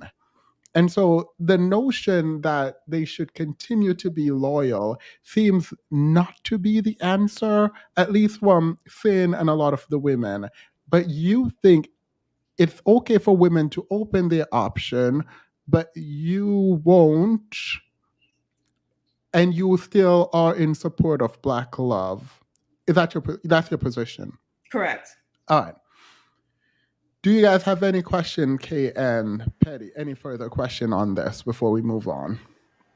I was going to ask regarding that, because what the video just said, and to echo you on Ralph Richard Banks, he speaks about the idea that the marriageable black men are so outnumbered by marriageable black women that they would be kind of competing for the top guys in college, and this leads to black men becoming more promiscuous, less likely to settle down. It feels like if we're promoting Black love generally, it would be bad for Black women, as we discussed before, because of the rates of stuff that goes on in the community. So if we do what you say also, which is, no, we're not talking about these people generally, we're talking about these specific Black men who we'll describe as good, educated, wealthy, or whatever have you, and I'm telling Black women to date or marry them.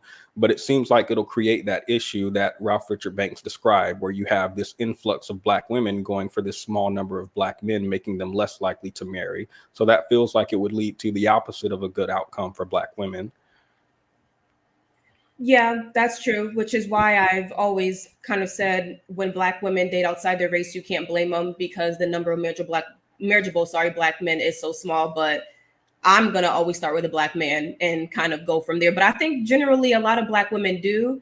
And even everything that we've been discussing and I'm agreeing with, I think overall, even I don't really know how much they're saying in the chat, but I think the majority of Black women feel that way. Even if they kind of will say the opposite, they will start with Black men and then go out. They don't go out and then be like, oh, no Black men at all. So I think, I'm speaking for most Black women, even if right now the sentiment is not that, but that is really how Black women operate. They will stick with Black men, and then if that's not working out, and by the time that they're like, okay, I know I definitely want to get married and it's not working out with Black men, I will date a white man, I will date a Hispanic man, whatever. But then tend to start in and then go out. And so I kind of feel like people are just like, well, why does she keep saying Black love if we know that the number of Black men that are marriageable are so low?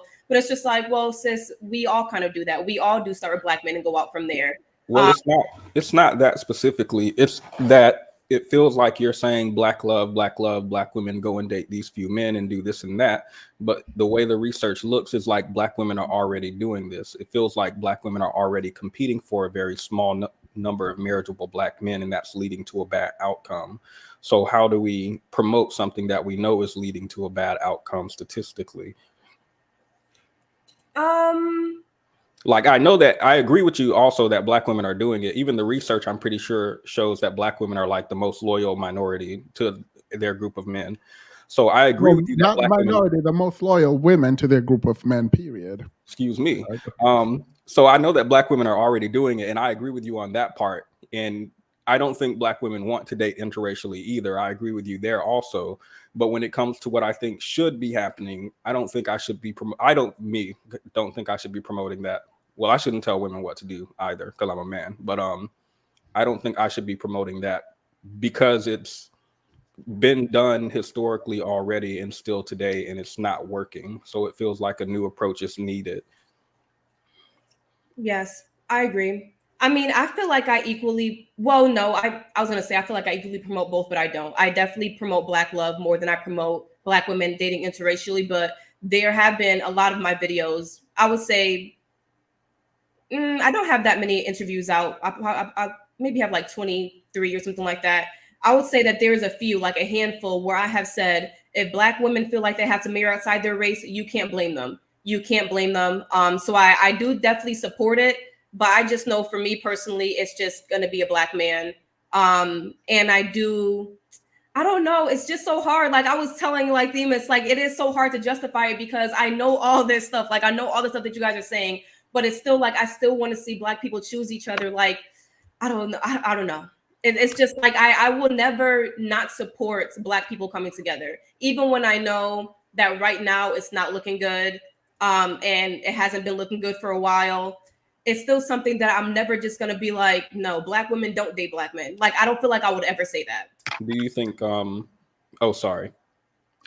Please remember to like the video. Please be respectful in the chat. You guys have been really respectful. Y'all can disrespect. No, you can drag me, but obviously don't drag the guest or the hosts.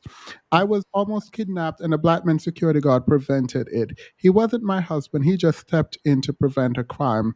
Why tell Black women to be submissive for protection rather than men just being good men and stopping the bad men? Thank you, Sunnyside, and I'm so sorry that happened to you. Yeah, that's crazy. But I'm not telling Black women to be submissive for protection. I'm saying that ideally a man's role is to protect. And I'm talking about a marriage, because I don't talk about really, when I'm talking about an ideal relationship, I don't talk about boyfriend and girlfriend. I'm talking about marriage. So when I'm talking about marriage, I don't say that a woman should be submissive so that she gets protection. I'm saying ideally in a marriage, a man will protect and a woman will be submissive. I have a question that has nothing to do with what we're talking about. How do you get the energy to like be this engaging and interesting? Because you're very good at speaking to engage people. Do you know how you do that, or is it not just natural? I don't know, because if you met me out in real life, I probably wouldn't say 2 words to you. In real life, I'm telling you, like when I first started my podcast, I would have coworkers come up to me like, you fucking bitch. They'll be like, you never say 2 words to me when we're at work, but you got a whole podcast and you're talking for hours on your podcast. I don't know. You know what it is? I'll be in my house really talking to myself, y'all. I'll be in my house practicing. I'll be talking to my cats. I'll be talking to myself. And I just feel like I have a lot of practice. I don't know. I have a lot of ideas that I don't get to express because I'm so quiet in real life that when I get the opportunity to, I'm talking a lot. Gotcha. I think you thought you were talking about this earlier when you were talking about viral moments. Sometimes it seems like you are not creating those moments. They just happen. Do you create any of those moments, and how do you go about thinking about it generally? See, that's why I knew that podcasting would be something that was my lane and good for me and was just, what I was going to be good at, because I genuinely do not try. Like there are sometimes I have videos and I'm just like, I wish that wouldn't have went viral. Like I never try to create viral moments. I think that here's what it is too, because besides what I say, I think how I look really interests people. Because when I am coming for men and I'm exposing men and they can't call me ugly. They can't call me bitter. They can't say I'm old and I'm used and I'm washed up, baby. I'm still in my 20s. I don't got no kids, So I feel like the way that dynamic for people is very interesting, because a lot of times they'll hear women saying this, but they'll be like, oh, she only saying that because she old. She only saying that because she fat and she ugly. You can't say that about me. So now it has to be, well, if she's not saying that because she's old, ugly, and bitter, why is she saying this? Like, I feel like more people pay attention because of the way I look, to be honest with you. And then I feel like I'm not on here just spouting bullshit. Like, I feel like when I'm talking, even if it's not the popular opinion, even if people don't agree with it, I'm still going to say it. And I don't say it in any way that I feel like should be sugar-coated, because we are all grown adults. I'm going to give it to you exactly how you should hear it. And I feel like that just interests people. Yeah, I mean, I think you're really level-headed, and you speak like you are very confident and charismatic, and I think those are really, really good traits just generally to have. And I appreciate you, by the way, taking the time to be here with us, because you're on your way to the top, and I'm glad you stopped by. And let me just say this: when you were saying, "Oh, I don't want you to feel like you're being attacked," I'm telling you, I genuinely don't. Even though I'm sure that there are a lot of comments coming from me, you know what I take this as, you guys? I really take this as practice, because I know that if my platform is getting bigger and people want to talk to me and they don't agree with everything that I'm saying, there are going to be people that genuinely are trying to come for me. So I really feel like I like to do stuff like this because I'm looking at this like, if I get a chance to speak and I learn something from y'all, so when I learn something from y'all, I take it to the next interview. I feel like this is just improvement for me, like because I know that people don't agree with me a lot of the times. And didn't you just say we are a stepping stone on your way to success? No. I'm saying I appreciate the opportunity any opportunity to come on and speak my mind and talk because I feel like everyone needs it and I definitely need to practice. Yeah, I will forget this, but you've been super professional too. Even the way you communicate via email and your timely response has been, I've reached out to many people and it's not always that professional. So I really do appreciate you. So you have the charisma, but you're also super professional. And I truly respected how quickly you responded and how professional you were in your responses. Appreciate that very much. Had to say that before I forgot. Thank you. What is a good black man to you, Amani? Is it subjective at this point? What do you think a good black man is? A good black man is subjective. Like I was saying before, what's good to you might not be good to me because there are women out there that think that I'm okay with going 50-50 with my husband as long as he is doing X, Y, and Z. That's a good black man to me. There are women that don't care if their husbands open the car door for them or get them flowers as long as he is providing in this way. That's a good black man to them, so I feel like a good black man is what's going to fit you as long as your morals and what you have going on in life align and you know that he's going to do right by you. You did say that you think that you are going to out earn your partner. And one of your thing, and I love that because your podcast, I'm really watching and rooting for you behind the scenes. So, do you think that is the norm, or that is going to be the norm for women, based on the trend? So the trend right now is that every other racial group has a very large earning gap when it comes to the men and the women. And for the Black community specifically, that gap is closing. I feel like every few years, Black women are inching up closely to their earning power compared to their male counterparts. So do I feel like that will become the norm soon? It's just like, I love Black women, their entrepreneurial spirits, their college degrees. I'm rooting for that. But if I'm being honest, it really saddens me. And I hate to see Black men feeling like they're getting left behind, even though it's like, okay, nigga, you're not getting left behind, you're staying behind. No. Like,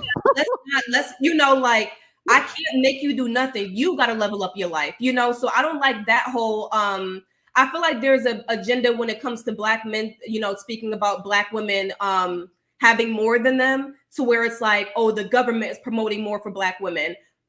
There's more resources for them. They're going to do more for Black women.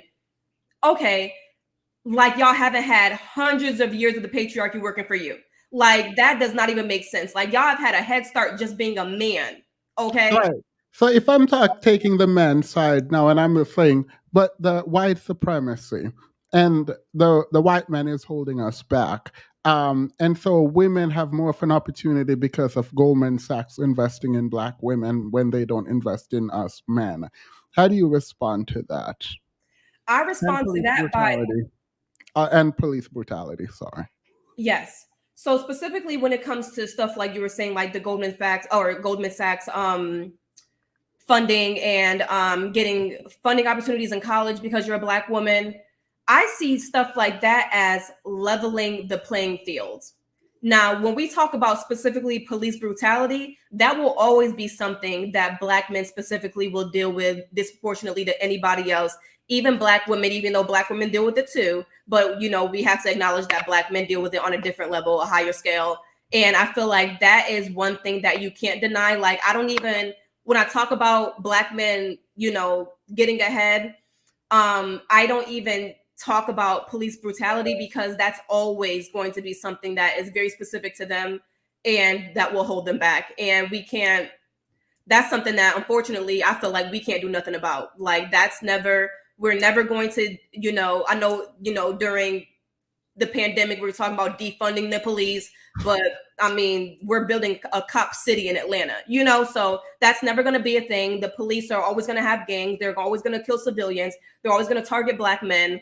And I feel like that's something that unfortunately, we just can't help. But I feel like in many other, and that is one area that makes a Black man unmarriageable, because you can't marry a Black man, you can't marry a Black man in prison. Or, you know, a Black man that's been locked up, a Black man that can't get a job because he has a felony on his record, you know, stuff like that.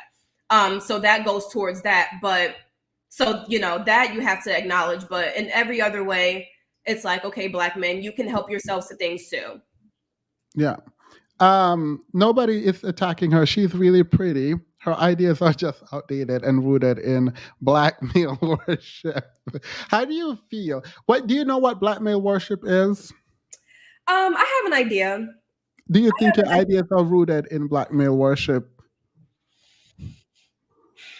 No, I don't think they're rooted in Black male worship. I think they're just rooted in, if I'm talking about marriage, I have to talk about what I see as a biblical marriage. And I'm just someone that personally, I'm going to marry a Black male. So I can see how you're like, well, sis, you're so gung-ho on marrying a Black male, and then you're talking about being subservient to your Black male husband. That's Black male worship. I don't see it as that. I see it as me realistically knowing what a marriage is, and then just me saying I'm going to marry a Black man. But I don't think Black male worship. I have no problem with you saying you want to date or marry a Black man at all.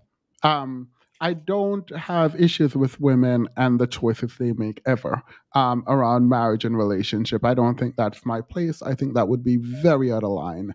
So I would never. I, however, don't like the idea of women being submissive, and that's just a personal thing. So, because I think women are really smart and powerful and amazing, and I think women tend to diminish themselves from men who are incapable of measuring up to their greatness a lot of the time. You know, I feel like a lot of times we put a very negative connotation on submission when it doesn't necessarily have to be taken as that. I feel like we see negative examples of submission so often that that's the first thing that our brain goes to. We think of a woman cowering, not speaking back to her husband. We think of barefoot and pregnant. We think of like those images really come to mind. But I don't really necessarily feel like when I'm talking about a productive marriage, right, between two people who should be together, the ideal marriage, right? I don't think that submission is necessarily bad in that situation. Like, so explain it, make it good for me. Actually, I wanted to change your mind on submission. I do, because you seem like a lovely person. Change my mind on submission. How is submission good for women?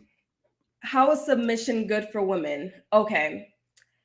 When I'm thinking about all of the marriages in my family, and they're still married today, right? And I've been around my parents, aunts, uncles, grandparents, whatever, and I saw how those women operated within their marriage. I never saw these women as less than. I never saw them as weak. I never saw them as, oh, like you're under your husband's thumb. But there are several instances just watching them, just growing up and watching them, that I saw true examples of submission to their husband. In areas of the husband dictating how discipline is going to run for their children. A husband dictating the, I guess, climate of the household. I mean, when a husband dictating anything, and I saw my aunts, I don't know why the specific example, it really stuck in my mind as a kid. I remember I was at my great aunt's house, and her husband was saying something, and I knew that she had a different opinion about it because she said it, but she still went along with what her husband was saying. And that stuck out to me for some reason, because I'm just like, I know that she doesn't agree with that. But while everyone else is around, she's going to submit to her husband, even if behind closed doors, she's going to be like, okay, well, no, we got to talk about this again. I don't know. I feel like there's something beautiful with a wife still being strong, being a leader in the household, but still knowing that her husband is going to, if he is the correct husband and it's a good situation for her, that she knows that she trusts him to lead the household correctly, and going along with that. And then the marriage, you know, I was watching you guys' live when you were looking at my last video when you didn't like that I said that a successful marriage is not getting divorced. But and of course, I feel like this goes without saying with the exemption of abuse and cheating, of course. But when I look at those marriages, I'm just like, wow, like they made it to 60 years. They made it all this long way. And I saw those examples of submission in the wives. I never saw it as a negative thing. Like I don't see any women in my family when I see them being submissive to their husbands as them being weak. But if it is true, and I don't know your family, but if it is true that they don't dissent in public, could it be that they're suffering in silence? Because if they don't go against publicly what the man says, and if they don't talk about it, because I found out something in my family, not my mom or dad, I have to say that, but I found out something about someone in my family, and I was like, that was happening? Because she thought, like she was I thought she was happy, but she wasn't when I found out that. But and I don't know your life, but I'm saying if they put on a front and they do not dissent, it's very difficult to read what is actually happening in their household. Of course, I mean, you never know what actually is going on in someone's relationship. I mean, between two people. But I can also acknowledge that I know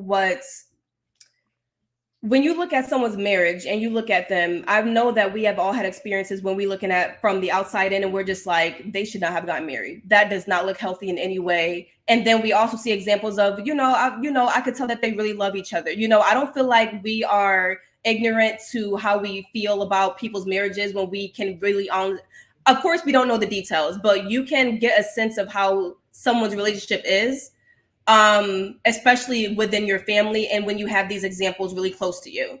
Because I can say that for that aunt specifically, I saw another example of an aunt, and she's still married to her husband, where I felt like she was too submissive. And I was like, I feel like he kind of does run over her. So I feel like we can tell the difference sometimes. All right. How do you balance that then? Can you describe the kind of submission that is okay and creates happiness in the woman versus the kind of submission that's not? And while you think about that, actually, let me ask Kay, do you think, because I think you are always very level-headed and calm and like, help me. Do you know what black male worship is? So I've heard it used here multiple times. You will never say someone's ideas are black male worshiping, would you? I just don't like categorize things. All right, I knew you weren't going to do it. I don't know why I asked you, and I knew you weren't going to do it. Either. You've never heard me speak in that way. All right. Because I'm trying to understand what you think black male worship is, Kay, separately, but I'll come back to you in another IDGAB episode and figure that out. All right, Amani, did you figure out? How do you describe the submission that is okay? I don't think that there is a thin line. When we talk about submission and we talk about something that's demeaning, something that makes you a doormat, I feel like they're very distinct. Isn't letting go of your agency and your actual opinion that demeaning? Like it feels like, and maybe because of my male brain, apologies, feminine as I am, there's a male brain in there somewhere. Do you think there is any way where you mute yourself and chill your own voice and relinquish control of your destiny to someone else that doesn't diminish who you are? I think that, diminishing your destiny is kind of extreme. I think that there is not a situation in a marriage where people don't say, sometimes I do need to shut the fuck up. Man and woman. And it's not, and I feel like when we talk about submission, we're always talking about the woman, but there is a lot of times where the man has to submit to the woman as well. Okay. But that's egalitarian. If you said that in the beginning, I'd be like, period. If you said that, like you both submit one to another, period, that's the version of the Bible I like. Well, yeah, the Bible does say that submit one to another and you become, yeah. So, but But I guess that's what not I'm what talking you about is mean, though, hierarchy. Amani, right? That's not what you mean. No, well, I guess what I'm more so talking about is hierarchy, I guess. When I'm talking about submission, I'm talking about I know that the wife is under the husband when it comes to the household, because we know that that's biblical as well. So I guess that's more so what I mean is the wife is not going to be over the husband. The wife is not going to be the leader of that household. She's not. So if she's not the leader of the household and there's another adult in the household, she is submitting. She's not giving away her life, but she is submitting to be under her husband. So the woman cannot lead the household. She shouldn't be. If she got a husband, she's not the leader of the household. And he is the leader of the household. Ideally, yes. There's over 800 people. There's over 800 people in here. They're here for you. Thank you, Amani. Please remember to like the video. I appreciate that. I'm reading some more super chats. It's Amani. Baby, you are our manosphere we don't want. Oh, I don't think she's manosphere. I think she's she advocates for traditional, which I think I disagree with because of women's role. I think women are more powerful, but I don't think she's manosphere. Wait, this is you just drag the manosphere. Does community? Yeah, I think a lot of people just push back towards tradition. A lot of people just want women to be as liberated and free as possible, and I am someone that am an advocate for that. But if you want marriage, that's just not that's not realistic. Like, I'm just realistic, and I may be a little bit more conservative than most people. Well, I don't even think most people, than just a lot of people, period. But I don't think I'm manosphere whatsoever. I think that people just don't like what traditional marriage is, and that's why a lot of our marriages fail. Do you think community interests always mean the best interest of the man? No. On the marriage fail, thank you, Fia. On the marriage fail bid, so could the man just submit to the woman and then that will work? Could the man submit to the woman and that would work? Yeah, because if we're thinking, if one person has to submit, why does it got to be the woman? We are different people. Like, men and women are not the same. Men and women have different roles. We have different strengths and weaknesses. And where a man cannot do things, a woman steps in. And when a woman cannot do things, a man steps in. And I really don't like when some people have that argument of, well, a woman can do anything. No, she cannot. Just like a man cannot do anything. Just like, for example, I don't think that men are good child rearers. I don't think that men are good at raising children. They are not. And I would never trust a man to be alone with my child. That's not in a man's, I feel like, DNA to be nurturing. So if we have children and we have to have children to replenish our population and keep going, that's where a woman steps in. That's a woman's strength, And I feel like, so Brianna said she agrees with you. There's a lot of people agree with you, by the way. They're not the ones super chatting, but there's a lot of people agreeing with you. I just wanted you to know this. Why does the different roles? Because even if I was feminist, I would be a different feminist, where I do believe they are different. Men and women are different, right? In some ways, a lot of ways, and so. But why does the women role and capacity makes her not the leader where the man, by virtue of being born with, makes him the leader? Because I've seen women lead and I've seen men lead and I've seen them do it well, both individually, and I've seen them both fail.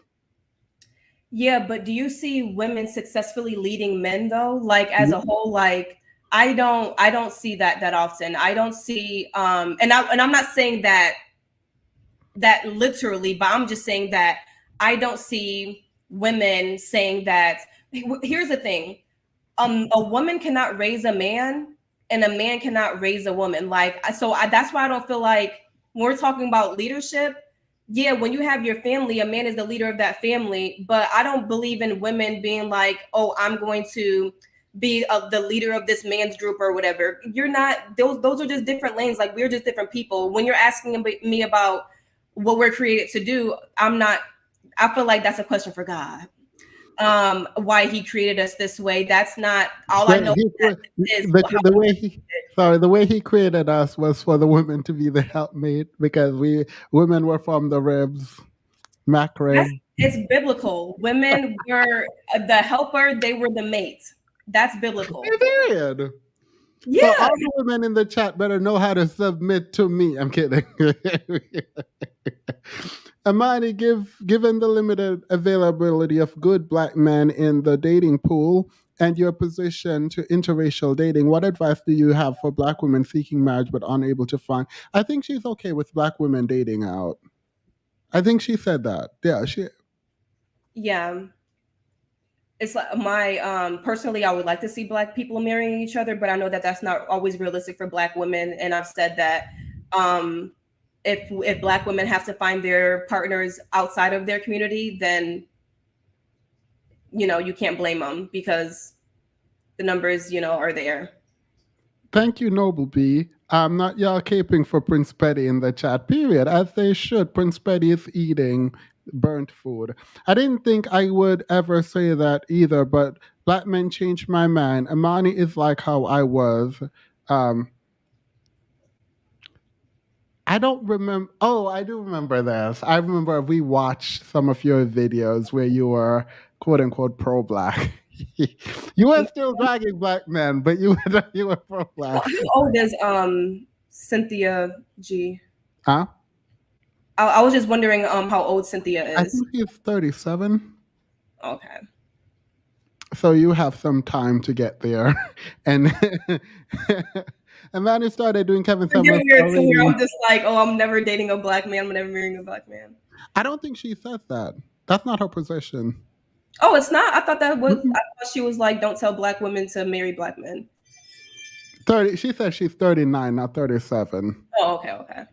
Amani started doing Kevin Samuels style rating. Somebody said she's about to age shame. No, I was not. I was really just curious because she was saying 2016, 2019. I'm just like, oh, well, how old is she? Yeah, no, I don't think you were. But they're saying if you start rating the men who come on, they'll start super chatting. No, I'm so dead. You know what? I feel like I would. You should? No, I feel like that would be like so. I feel bad for people that do stuff like that, because I'm just like, y'all don't ever see that and just feel bad for the person. I really do. I'll be feeling bad for them, and I feel like I would feel bad and I couldn't do it. Like, I feel like that's one thing I really would feel bad about, because once you go there, you got to unleash it all. And gosh. So you couldn't rate the men's. I can't rate nobody. Like, I can't have nobody call in and then be like, I can't rate Petty. If I put Petty on stall right now, let me do it. So let's do it. So you're telling me you can't judge him. Judge him. Greet him down. I know. Well, in this case, I literally can't, because I know nothing about him. Based on pure physicality. Huh? Based on how he looked physically. These braids move, by the way. You can trust me. I'm not going to shake them. You said the braids move? Yeah, you can just trust me. Yeah, I see the hang time. I'm sure. Patty, can you give him a smile? Give her a smile so that she can know how your face moves. Why all? I didn't like that. I don't like being objectified. I feel like if you rated the men, you would probably get a lot of comments from men, and they'd be like, oh, if a man was to do this, y'all would be upset, and completely ignore the fact that that man who you said is in the ground did that for like a whole 2-3 years or something before he had his cholesterol thing happen. You said Kevin Samuels did? Whoever he is, yeah. I'm glad you didn't do it. I will. But I'm glad you didn't. I appreciate that. Let's read some more super chats. It's a 2-hour mark, so we're almost done. We're done essentially. Do we want to read these? Yeah. Cynthia said for $5, thank you. Advising that Black women dedicate themselves to Black men despite the overwhelming amount of negatives that comes with them is Black male worship. Okay. Pretty Red Dimes Club, $2. Thank you. I think you are perfect for Jonathan Majors. Oh my! Can someone block Pretty Red Dime? Pretty Red Dime is getting blocked. Jonathan Majors doesn't date black women, hun. Ooh. Exactly. Tell Megan don't know that yet, but that fake relationship will end. They're not soon even enough. dating. He hired Yeah. her. I hope she made some good money with that role. They're not even dating. Same. Ooh. Same. Bullet Magnet, $199. Traditional is peer pressure from dead people. Mm. Yeah, because the way that we are right now was really working. I mean, I was gonna say it feels like traditional only worked when women were subjugated, but now they're free. And Oh, now we're free. I think as of 19 something, I don't remember the Look, exact. do you want to rate him? You can rate him. No, I will I'm mute him. never gonna Alright. read anybody. All right. Every time he talks, I will give you the opportunity to rate him. What are the traits of a leader? I feel like I already kind of touched on it a little bit, but someone that is not just accountable to themselves, someone that's going to submit to God, their families, someone that is not in it selfishly. They're in it for the good of the group, the family, whatever context we're talking about. Yeah, I feel like those are the two main traits: accountability and selflessness. Demas is getting dragged in the Discord tonight just for making us have to defend Petty. I'm going to the gym after this. I'm not coming in that Discord. Y'all tried it. I'm coming. I'm fine. I'll come. Survey states people, men and women, that women have more leadership traits than men.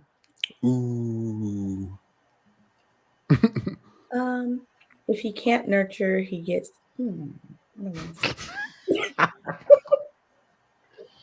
I didn't want to say it. Also, non-traditional marriages do better in non-traditional countries and vice versa. It wasn't working then, history-wise. All right. Thank you all for being here. We're going to go into the after show. Hopefully, it's like 5 seconds in the after show. I do appreciate you, Amani. We can go in there and just chit chat for 2 seconds and then end it. But I did appreciate you coming. And thank you so much for being so open with your time and your thoughts. And I hopefully it wasn't too harsh. I have dealt with a lot worse than the people in these comments. This was Good. this was pie.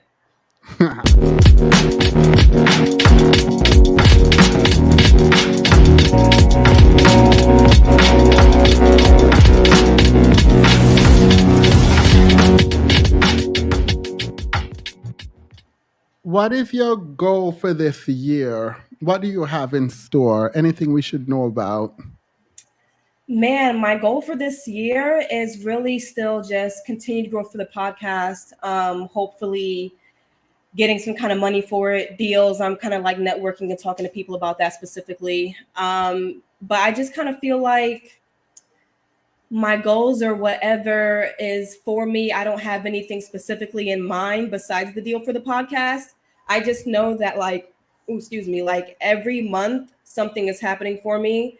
Just the last couple months, I stopped working for other people and I'm just working for myself, so it's just like constant improvement. Good. Congrats. You better be an entrepreneur adding to Black women building. Period. Love that for you. Okay, what is new? What is up? And also Petty. I have one more question. I was trying to ask it like back when we were talking about this, but Amani, you said something interesting about men, like you're not thinking that men are good at nurturing and raising kids. And you said that you wouldn't trust a man to watch your kid. Would that also include your husband? And like in the future, hypothetically, I'm talking about this. Would that also include your husband? And does that thought process contribute to why you don't want to have children? That has nothing to do with me not wanting to have children. I just genuinely think that they are very annoying and I don't want that annoyance in my life. But when I talk about men not being good nurturers and not trusting men around your children. I don't think that necessary, even though that it happens and everything. But I don't think about that when I think about my own husband. I think about that when I think about people giving their kids very openly to male babysitters, even to like family friends, even just like having a male coach, if you know, very closely to you, like just in general. Like, yeah. Okay. I was just wondering because I thought you just meant men, period. But you're just saying in those types of other situations, not necessarily like your own husband or men that you trust. I actually do have one. Oh, go ahead, Patty. Sorry. You can go first. It's fine. Why did you accept the invite? Because I would, if I were in your show, I wouldn't. I don't think I would. I'll explain why. Why not? I don't know. I think if I was doing it, I would not want to be on a panel, and it would have to be pre-recorded and approved if I were in your position. Oh,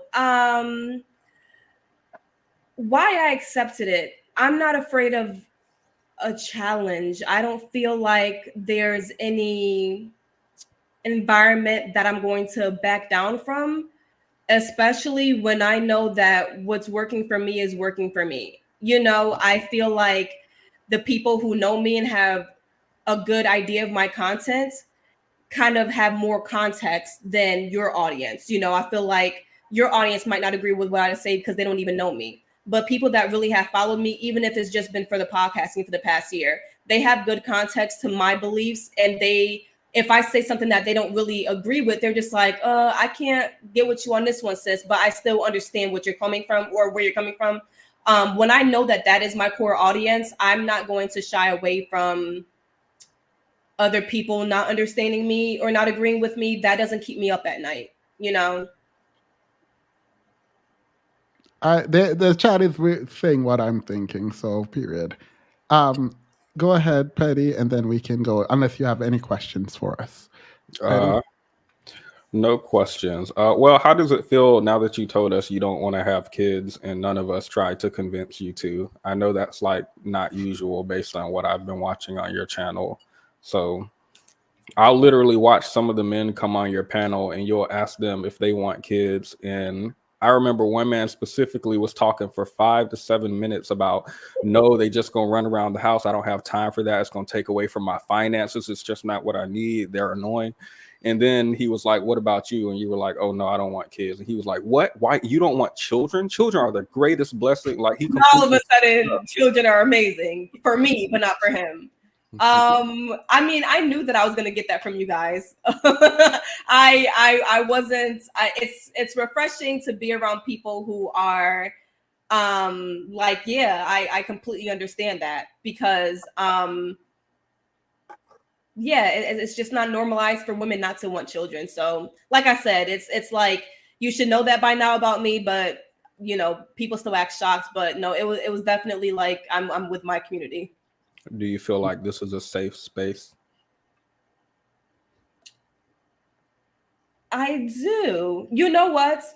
I feel like any space is a safe space where people are intelligent enough to understand that, yeah, I don't agree with what you're saying, but that's not knocking you.